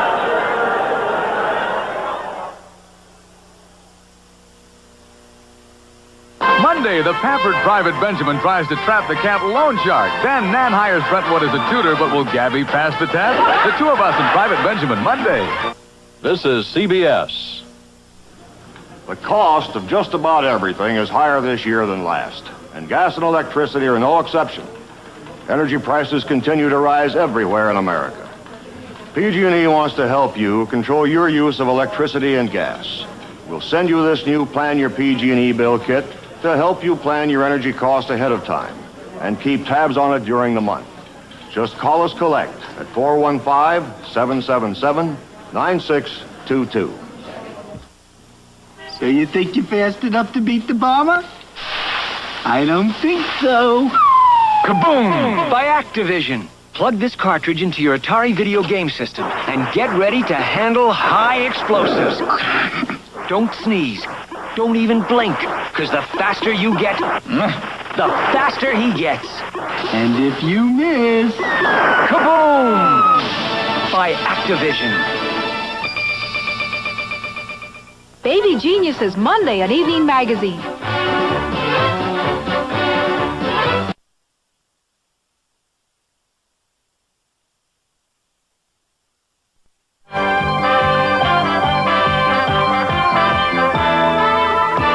CBS Sports coverage of the National Football League is sponsored by Toyota, who invite you to review the 1982 Toyota Starlet at your local Toyota dealer. Oh, what a feeling to drive a Toyota. The Miller Brewing Company, brewers of Miller High Life. If you've got the time, we've got the beer. And by the Twin Action, Norelco Rotatrack Razor. The Bengal crowd is alive here, and they were exhorted by Ross Browner, who started the cheerleading out there and kept up the crowd as the 49ers are starting first and 15 against the Bengals defense, the fifth-rated defense in the American Conference. Montana under pressure, complete to Clark. Clark trying to get away from Bo Harris, cannot. A gain of 5 as Harris, number 53, put the stop on him. And we see that Green Bay now leads Detroit 21-17. Billy Sims has scored for the Lions. And Green Bay and Detroit, of course, in a dogfight. Giants lead Los Angeles 10-7 in that fourth quarter in New York. And the Bears out in front of Minnesota 10-7 in the fourth period there. Eason Ransom is in for Charlie Young at tight end. Wide to the right, Schumann. To the left, Clark. Pitch out to Cooper. Cooper has some running room and gets close to the first down. Hauled down by Brian Hicks, the second-year man from McNeese State. It'll be third down and about a yard to go as Philadelphia now leading Washington 13-9 in the fourth quarter. Miami and New England, a big one for the Dolphins, 21-14. Miami 8-4-1. Trying to move ahead of the New York Jets as they are tied atop the AFC East. Charlie Young back in the lineup, tight end, along with Eason Ransom, double tight ends. On 3rd and 1, a short yardage situation. They go wide with Cooper, and he has it. Cooper forced out by number 27, Hicks, but a pickup of about 7 or 8 yards on the play. That's an interesting call, going wide on that 3rd and short. It certainly is, and normally you don't try to flip the ball and get wide on a 3-14 because of the linebackers' mobility back there, but the 49ers are doing a good job of getting people blocked. 40 yards for Earl Cooper today on 8 carries. Charlie Young back in at tight end. Park goes out to the left, 87. Schumann, 84, out to the right. First down, San Francisco. Montana in traffic to Clark. Clark, the ball still loose, and Reggie Williams may have caught it. Let's see what the call is. Incomplete, apparently, is the signal. Let's wait and see what. It was just an incompleted pass. The ball was batted around first by Clark. Williams had a shot at it. And it just goes as an incomplete pass. 2nd and 10. Boy, is that a very, very dangerous pass to throw into traffic like that. It's lucky it was not picked off in return for a touchdown because there's nobody back there to guard against that.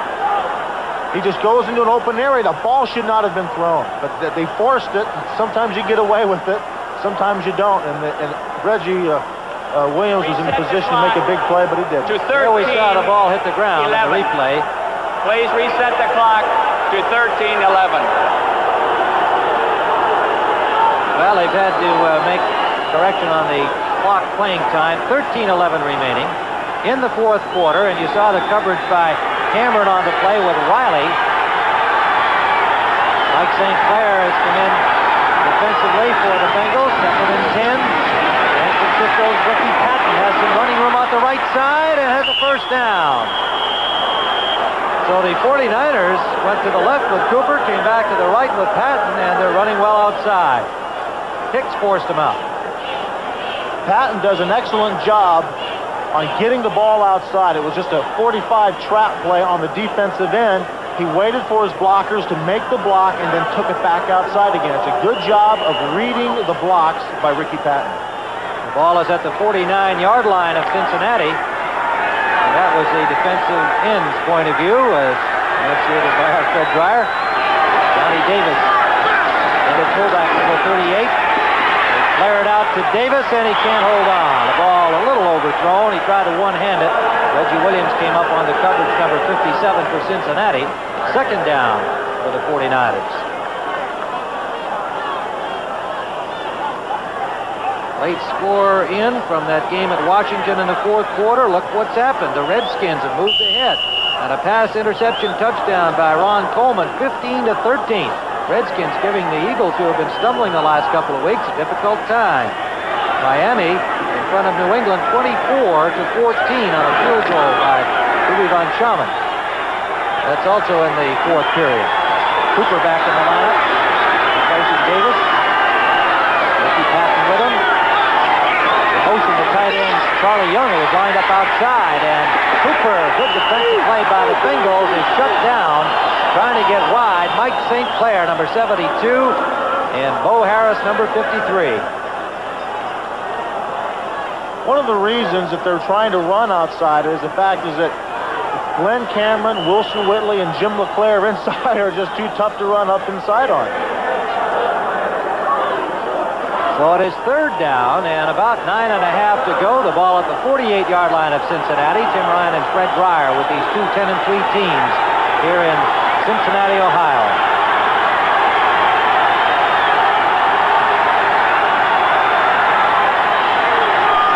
Bengals move into their four-man front. Montana has Cooper open with a one-handed catch. He could go no further as Bo Harris dropped him immediately.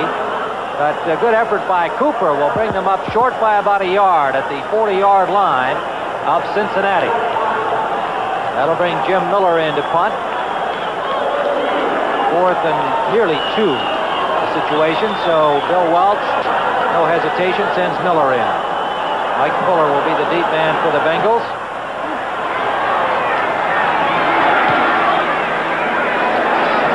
Miller angling, but it bounces into the end zone and will be a touchback. So Cincinnati will be starting from their own 20 following the 40-yard kick by Miller. We have 11:29 remaining in regulation time. San Francisco 14 and the Bengals 3.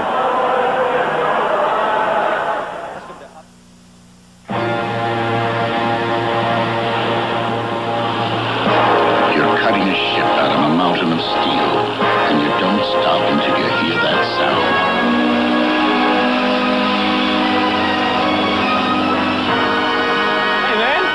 It's Miller time. Let's go. Miller time. Time to head for the best tasting beer you can find. Miller High Life. If you've got the time, we've got the beer. Miller beer. Miller tastes too good to hurry through. When it's time to relax, one beer stands clear. Miller High Life. America's quality beer since 1855. If you've got the time, we've got the beer. If you've got the time, Miller's got the beer. Now we talked earlier about Anthony Munoz's jersey. It's a very slick material, something like you would see a ski garment. See how slick it is on the back? And there's a corrugated fabric underneath the armpits where they tie down the jersey and make it really, real tight. See how I look like a muscle t-shirt on it? That's for Fred Dean. Specially designed for Fred Dean. First down for the Bengals from their own 20-yard line. Thompson continues at quarterback. Anderson left with an injured toe. Thompson intended for Isaac Curtis, incomplete. Dwight Hicks on the coverage, number 22. Second and 10 for Cincinnati. Cincinnati needs a victory today to clinch at least a wild card spot in the American Football Conference. They do have a 2-game lead on second-place Pittsburgh, and of course 2 more weeks remaining in the schedule. They would like, clearly, to lock it up today, that playoff spot, but they will have 2 weeks more. There's the man that they designed Munoz's jersey for.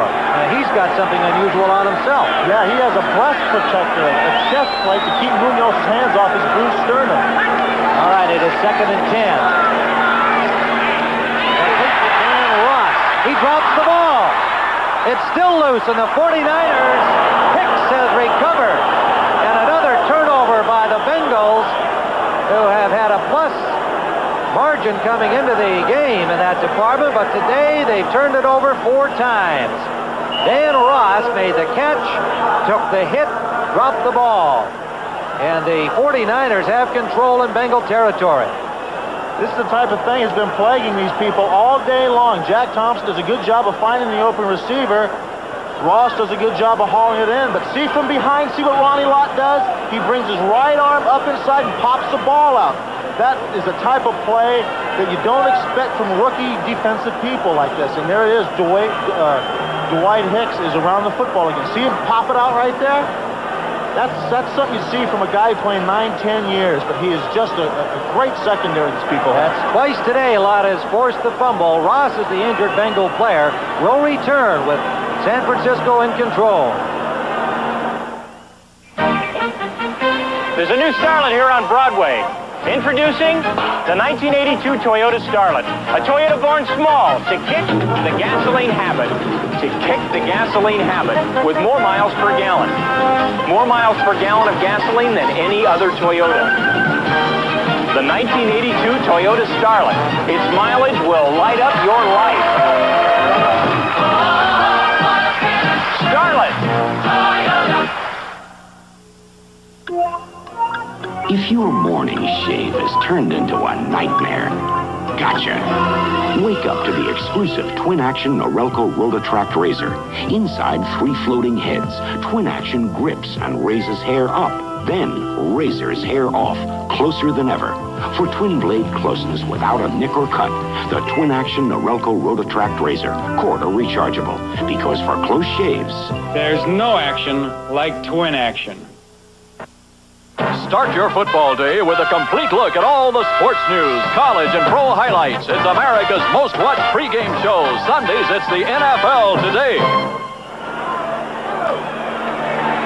Well, any doubts anybody had about whether the 49ers would be going all out, having already clinched their division title, have to be dispelled. They've gone with all the starters, and they have the lead in this game. Cooper is dropped by Ross Browner for a loss. Reggie Williams there as well. And a good defensive play by Cincinnati brings up a loss of 3 yards on the play. 2nd and 13 as Earl Cooper had nowhere to go. They need not only just to make people lose yardage, they've now got to start doing what San Francisco's doing. They've got to start turning the ball over. What a game Ronnie Lott has had. An interception. He has forced 2 fumbles. 49ers with 2 fumble recoveries and 2 interceptions. And they have 2nd and 13 in Bengal territory. Montana took Cooper out of the backfield, and he's pulled down from behind by LeClaire. Getting to the 35-yard line, a pickup of about 8 yards will bring up 3rd and 5. Joe Montana has gone the distance at quarterback for the 49ers. Ken Anderson left in the 3rd period after a sack that injured his toe. Jack Thompson came in and is 2 for 6 and 20 yards passing. He's had a couple of drops on him, however. Anderson left the game 11 for 20, 97 yards and 2 interceptions, and they have been rare for Anderson this year. He had 6 coming into the game. 4 down linemen for the Bengals and 5 men in the secondary on 3rd and 5, and it's complete to the tight end Ransom. And they may have stopped him short of the 1st down. Good defensive work by the Bengals. Harris was there. Williams was there. A lot of people around the ball. Louis Breeden, number 34. See where they spot it. Does appear to be short by about a yard at the 31-yard line. Montana looking over at Bill Walsh on the sideline saying, do we go, Coach? We have 9:13 and ticking. In the fourth quarter, a 14-3 lead, and Walsh says, let's keep it moving. I really like that. I really like his attitude about offense and about this type of a game. He knows he's got these guys on the ropes, and he's trying to punch them out. That's an admirable trait. High formation. Lead back is Cooper. They give it to Patton. He's got lots of room. Ricky Patton to the 25-yard line. Again, the variety of offense we have seen, Fred. They haven't run out of the eye very much at all today. Maybe 2 or 3 plays. Here's a critical spot, and they come up with a first down. Yes, you're absolutely right. And anybody in the offense can excel. The emphasis on this offense is everybody getting the football. Here you see Ricky Patton getting a big play. A while ago, it was Charlie Young, and then you have different players making big plays. It's a team that's opportunistic, but yet they are very well coached and disciplined. Last week, they had 9 different players rushing the football over the course of the game against the Giants. Louis Breeden made the key stop there, but the 49ers are in control. And a pitch out to Cooper on first down. Cooper gets a block from Patton and a big collision with Riley at the 20-yard line, and a pickup of about 6 yards for Earl Cooper. This has been one of his better games of the season. Comes back limping a little bit to the 49er huddle. Cooper came into the game with 233 yards rushing. Has been somewhat of a disappointment, the second-year man from Rice. But he's been running strongly today and doing well outside. That's one of the things that Coach Walsh didn't know he could do. It was run on the Bengal defense, and he's doing it. It's one of the reasons they're ahead today. Charlie Young back in at tight end number 86, making the strong side right. Schumann flanked out wide to the right. Cooper has 45 yards rushing today, and he's got another bunch right here. Cooper dragging tacklers inside the 5. Earl Cooper behind the blocking of Ayers and Oddick on the left side. Now, you're the defensive end, Fred. What happened there? They were running right where you usually are. Well, I'll tell you something. If you're over there where Ross Browner is and Glenn Cameron and Reggie Williams, you know for a fact the people blocking you are very, very good also. You've got to be able to get off of blocks when you get blocked. It's okay to get blocked, but you've got to be able to get off of those blocks and get to the ball carrier, especially down here because there's not a lot of room to run. Bart Starr's Green Bay Packers are up 28-17 over Detroit late in the fourth quarter. The Niners are driving here in Cincinnati. Ricky Patton close to the goal line, but stopped just short. Number 32, Ricky Patton, picked up from the Green Bay Packers as a free agent, was drafted originally by Atlanta in 1978. It is right on the goal line. They need about a half a yard to produce what should be the clinching touchdown with 6:50 remaining and counting here in the fourth quarter. Cameron comes back into the lineup. They set up the goal line defense. Bill Ring is in the ball game with Johnny Davis, the 2 muscle men in the short yardage goal line situations at running back for San Francisco. But Montana dives in for the San Francisco touchdown. Joe Montana running behind Randy Cross and Fred Quillen, and Montana leaps out to spike the ball. So Montana enjoying himself this afternoon and getting in on his receiver's act. Montana thought yesterday in the hotel when I talked to him, he thought they could beat these people. And I tell you, he's very, very opportunistic as well as optimistic, and he reflects that man's ideals right there.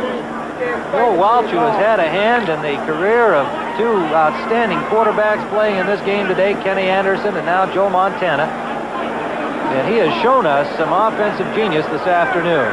Wersching will attempt the point after. It is good. And so the 49ers appear to have the Bengals down and out, but we've got 6:28 to go with the score. San Francisco 21, the Cincinnati Bengals 3. Before I swing for the bleacher seaties, I get the Edie's for my Wheaties. Before I slam my gorilla donkeys, I get the Edie's for my Wheaties. The Edie's for Wheaties, that undeniable, irresistible urge for the crispy, crunchy, whole wheat taste of the breakfast of champions. Before I put on my little cleaties, I get the Edie's for my Wheaties. Part of your good breakfast. Good service isn't giving people what they expect. No, it's giving them more than they expect. Avis knows that. So when you make a reservation, Avis makes a commitment, and they honor it. Morgan? See, even if you're 6 hours late, you might be willing to pay a little more for this service, but at Avis, you don't have to. Trying harder is still the best way to do business. Tim Ryan and Fred Dreyer back here at Cincinnati's Riverfront Stadium, where the 49ers used up 4:44 on the clock, going in for the touchdown by Joe Montana from a yard out to make the score 21-3. Pittsburgh Steelers just did a backflip out there in Oakland. They're watching the game, no doubt. Yes, if the 49ers win, it just stalls off the Bengals' opportunity to clinch a spot. Taken by David Verser right at the 1-yard line. Verser, the number 1 pick, is a good return man for them, and he gets it up close to the 30-yard line. Still some hitting going on out there. That's the spirit you like to see. And so the Bengals will see what they can get going here with 6:17 to play in the 4th period. Green Bay out in front of Detroit 28-17. And the Bart Starr Packers have been coming alive. A victory today would put them at 7-7. Detroit would fall to 7-7. Next week, Green Bay will be at New Orleans. The Saints are getting walloped by St. Louis. We'll give you that score in a moment. Look at this. The Bears hanging in there. Now back ahead of Minnesota 10-7 in the 4th period. Bears defense has been solid last few weeks.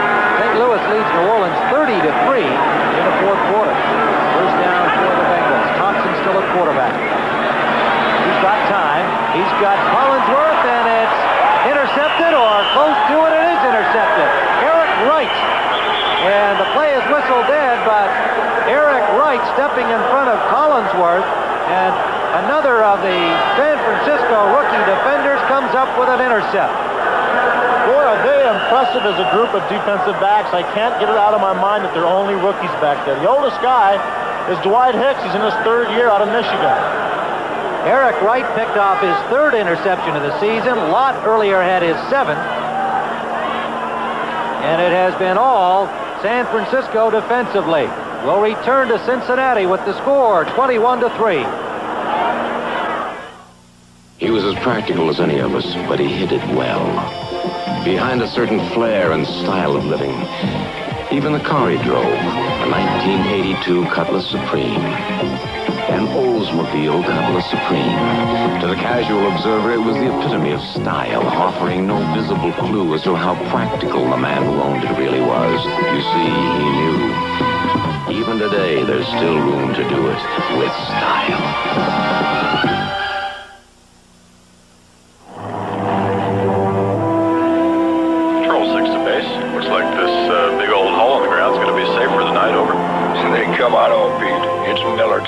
Miller time.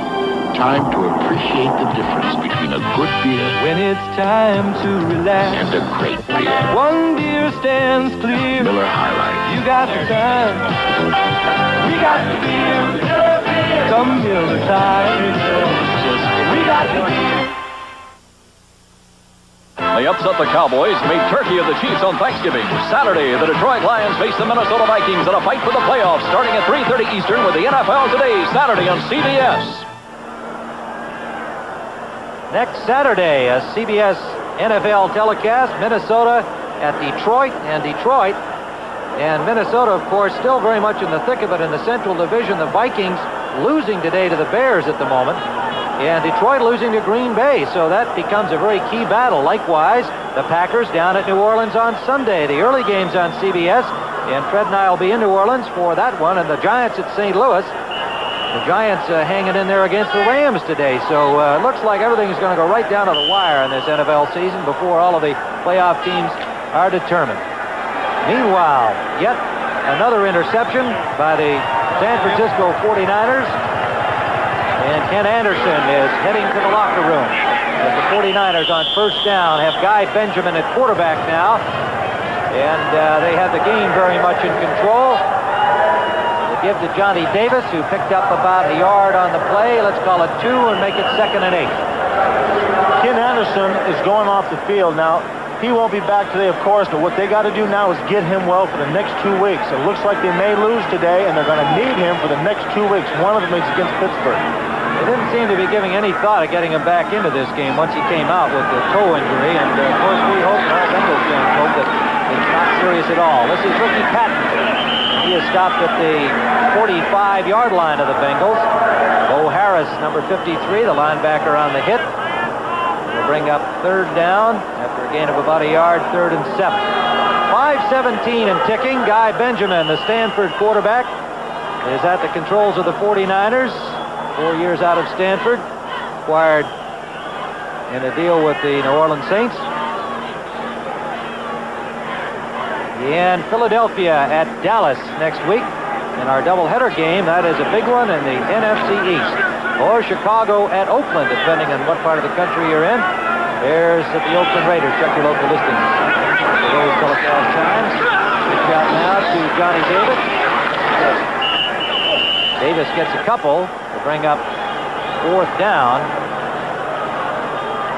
Gary Burley on the tackle. Forrest Gregg looking on from the sidelines. Not too happy with today's performance, but what a season his Bengal team is having. You're right, Tim, and the one thing he told me yesterday was he wanted the guys to play well and go out there and do the things they do best. They tried to do the things they did best today, but their own mistakes hurt them. They're a very well coached and disciplined football team, and they got to get it together next week. Miller will come in to punt for the 49ers. Fuller, the lone safety, back at the 10-yard line.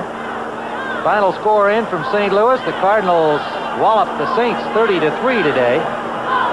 St. Louis now moves to 7-7 in the Eastern Division of the NFC. And if the Giants hang on to beat the Rams, they would each be 7-7, and both teams still in the wild card picture.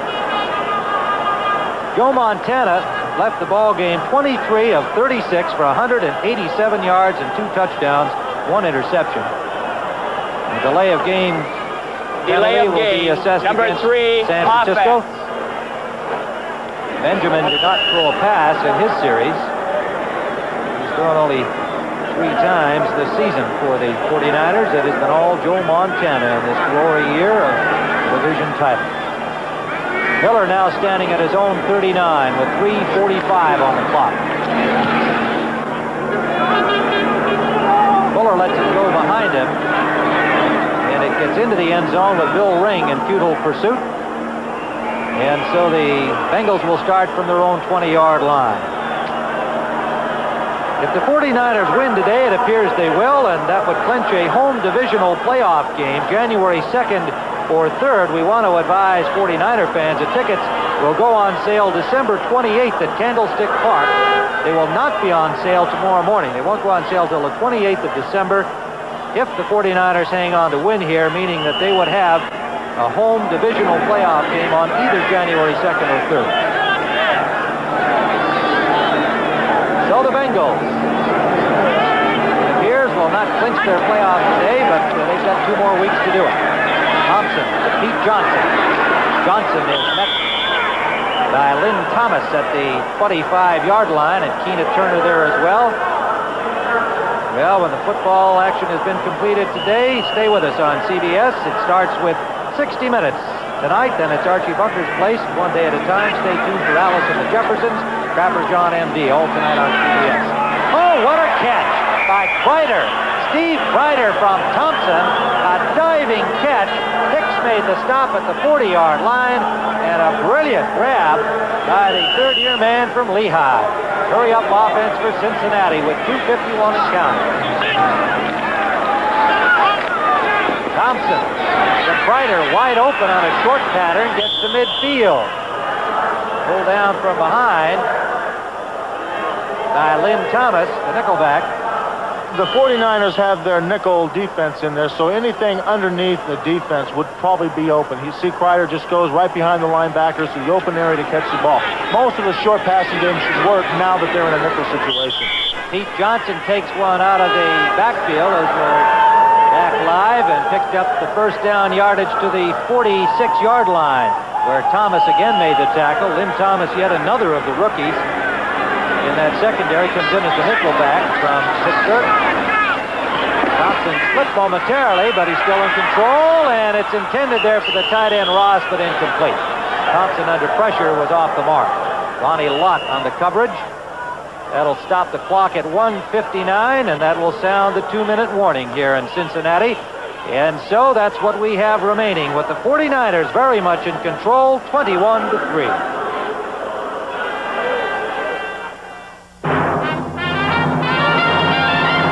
Alcoa presents Fantastic Finishes.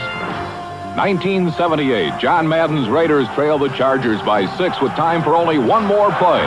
Ken Stabler drops back. He's blitzed from the right. In what has become known as the Holy Roller, he fumbles the ball forward. It is miraculously bobbled and bounced into the end zone, where Dave Casper falls on it for a touchdown. The Raiders win 21-20 on the game's final play. Alcoa can't wait. Since time began, nature has demonstrated the wisdom of recycling. In rain that falls to the earth, travels to the sea, and rises to the clouds again. Now, man must learn to recycle too. At Alcoa, we've already started by initiating programs that are saving billions of aluminum cans every year. Raw materials and energy too. Recycling, we're simply doing what nature has always done. We can't wait for tomorrow. Alcoa can't wait. Tim Ryan and Fred Dreyer back here in Cincinnati. You see the score from Green Bay, where the Pack is doing it to the Lions, 31-17. Meanwhile, Miami has a final score of 24-14 over New England today. Thompson, in relief of the injured Ken Anderson, 7 of 13 for 71 yards. Some happy 49ers. That's Joe Montana with the jacket on. His father is in attendance here today. Why isn't no one says hi, Dad? That's a fair question. 2nd and 10 for the Bengals. Fighter goes in motion and now lines up outside right. Thompson complete to the tight end M.L. Harris, and he has a first down for Cincinnati. As they will not roll over here, they have first down at the 35 with 1:45 on the clock. Wright made the tackle. Washington has upset the Eagles 15-13. Philadelphia falls to 9-5, and the Redskins win their 6th game. Intended for Harris, and what a rap he took from Ronnie Lott, and could not hold on. Ouch! Boy, that Lott is some kind of a defensive back. You know, Ronnie Lott did a good thing there. He hit him up high. He could have hit him low, which would have really hurt his back, but he didn't. He's very, it sounds funny, he's very conscientious about hitting him up high. Ronnie Lott has done about everything a defensive back is supposed to do today. He has an interception. He forced 2 fumbles. He's been just a leech on coverage. And anybody that's been anywhere near him, he has made them pay the price with heavy, clean hits. 2nd and 10 for the Bengals. Ryder to the right. Mercer to the left. Jack Thompson just gets it away. He's got Ryder open. And he makes the catch with Lott finally making a minor mistake. He did not cover Ryder well enough. Lott made the tackle at the 15-yard line. 1:16 to go. And the Bengals want to score another touchdown. I like that spirit. They're working hard at it. Hurry up offense. Jack Thompson determined. He hits Ryder again. And the ball pops loose, and Dwight Hicks has picked it off. What a tackle by Mercer on Hicks as he tried to turn it upfield.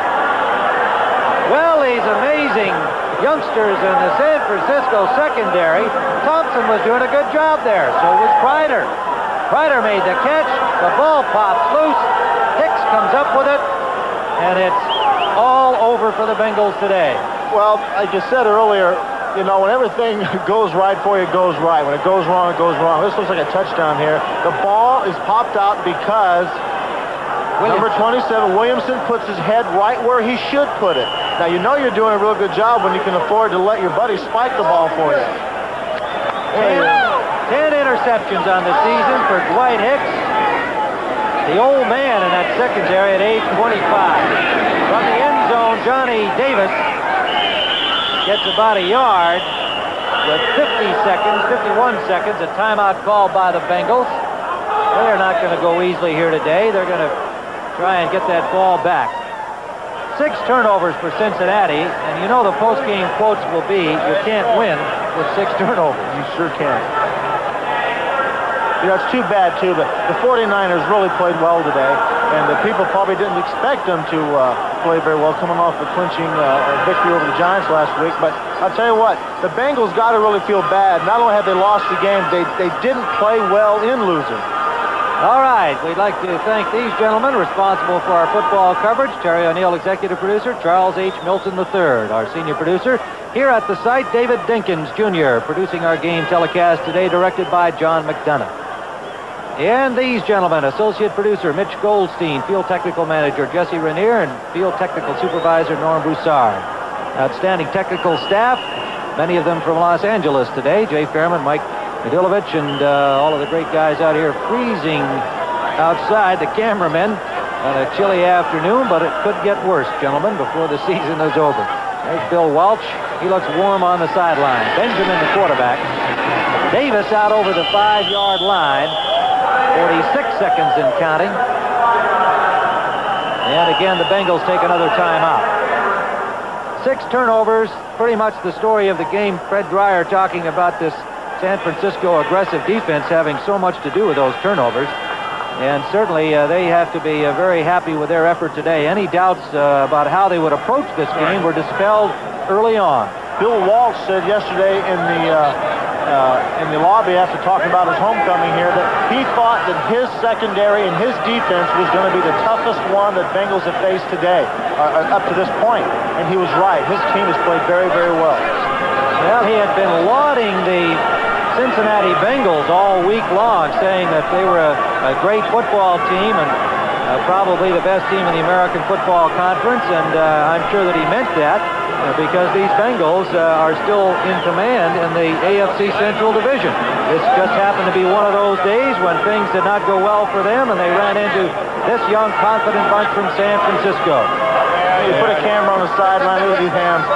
They know where the cameras are. There's Randy Cross, a great guard. He was a center, now he's a guard. There's Chuck Studley here in the foreground. He's the guy that's, along with Jack Reynolds, kind of constructed the defense for him. Chuck also another alumnus of the Bengals organization. He was here when Walsh was here.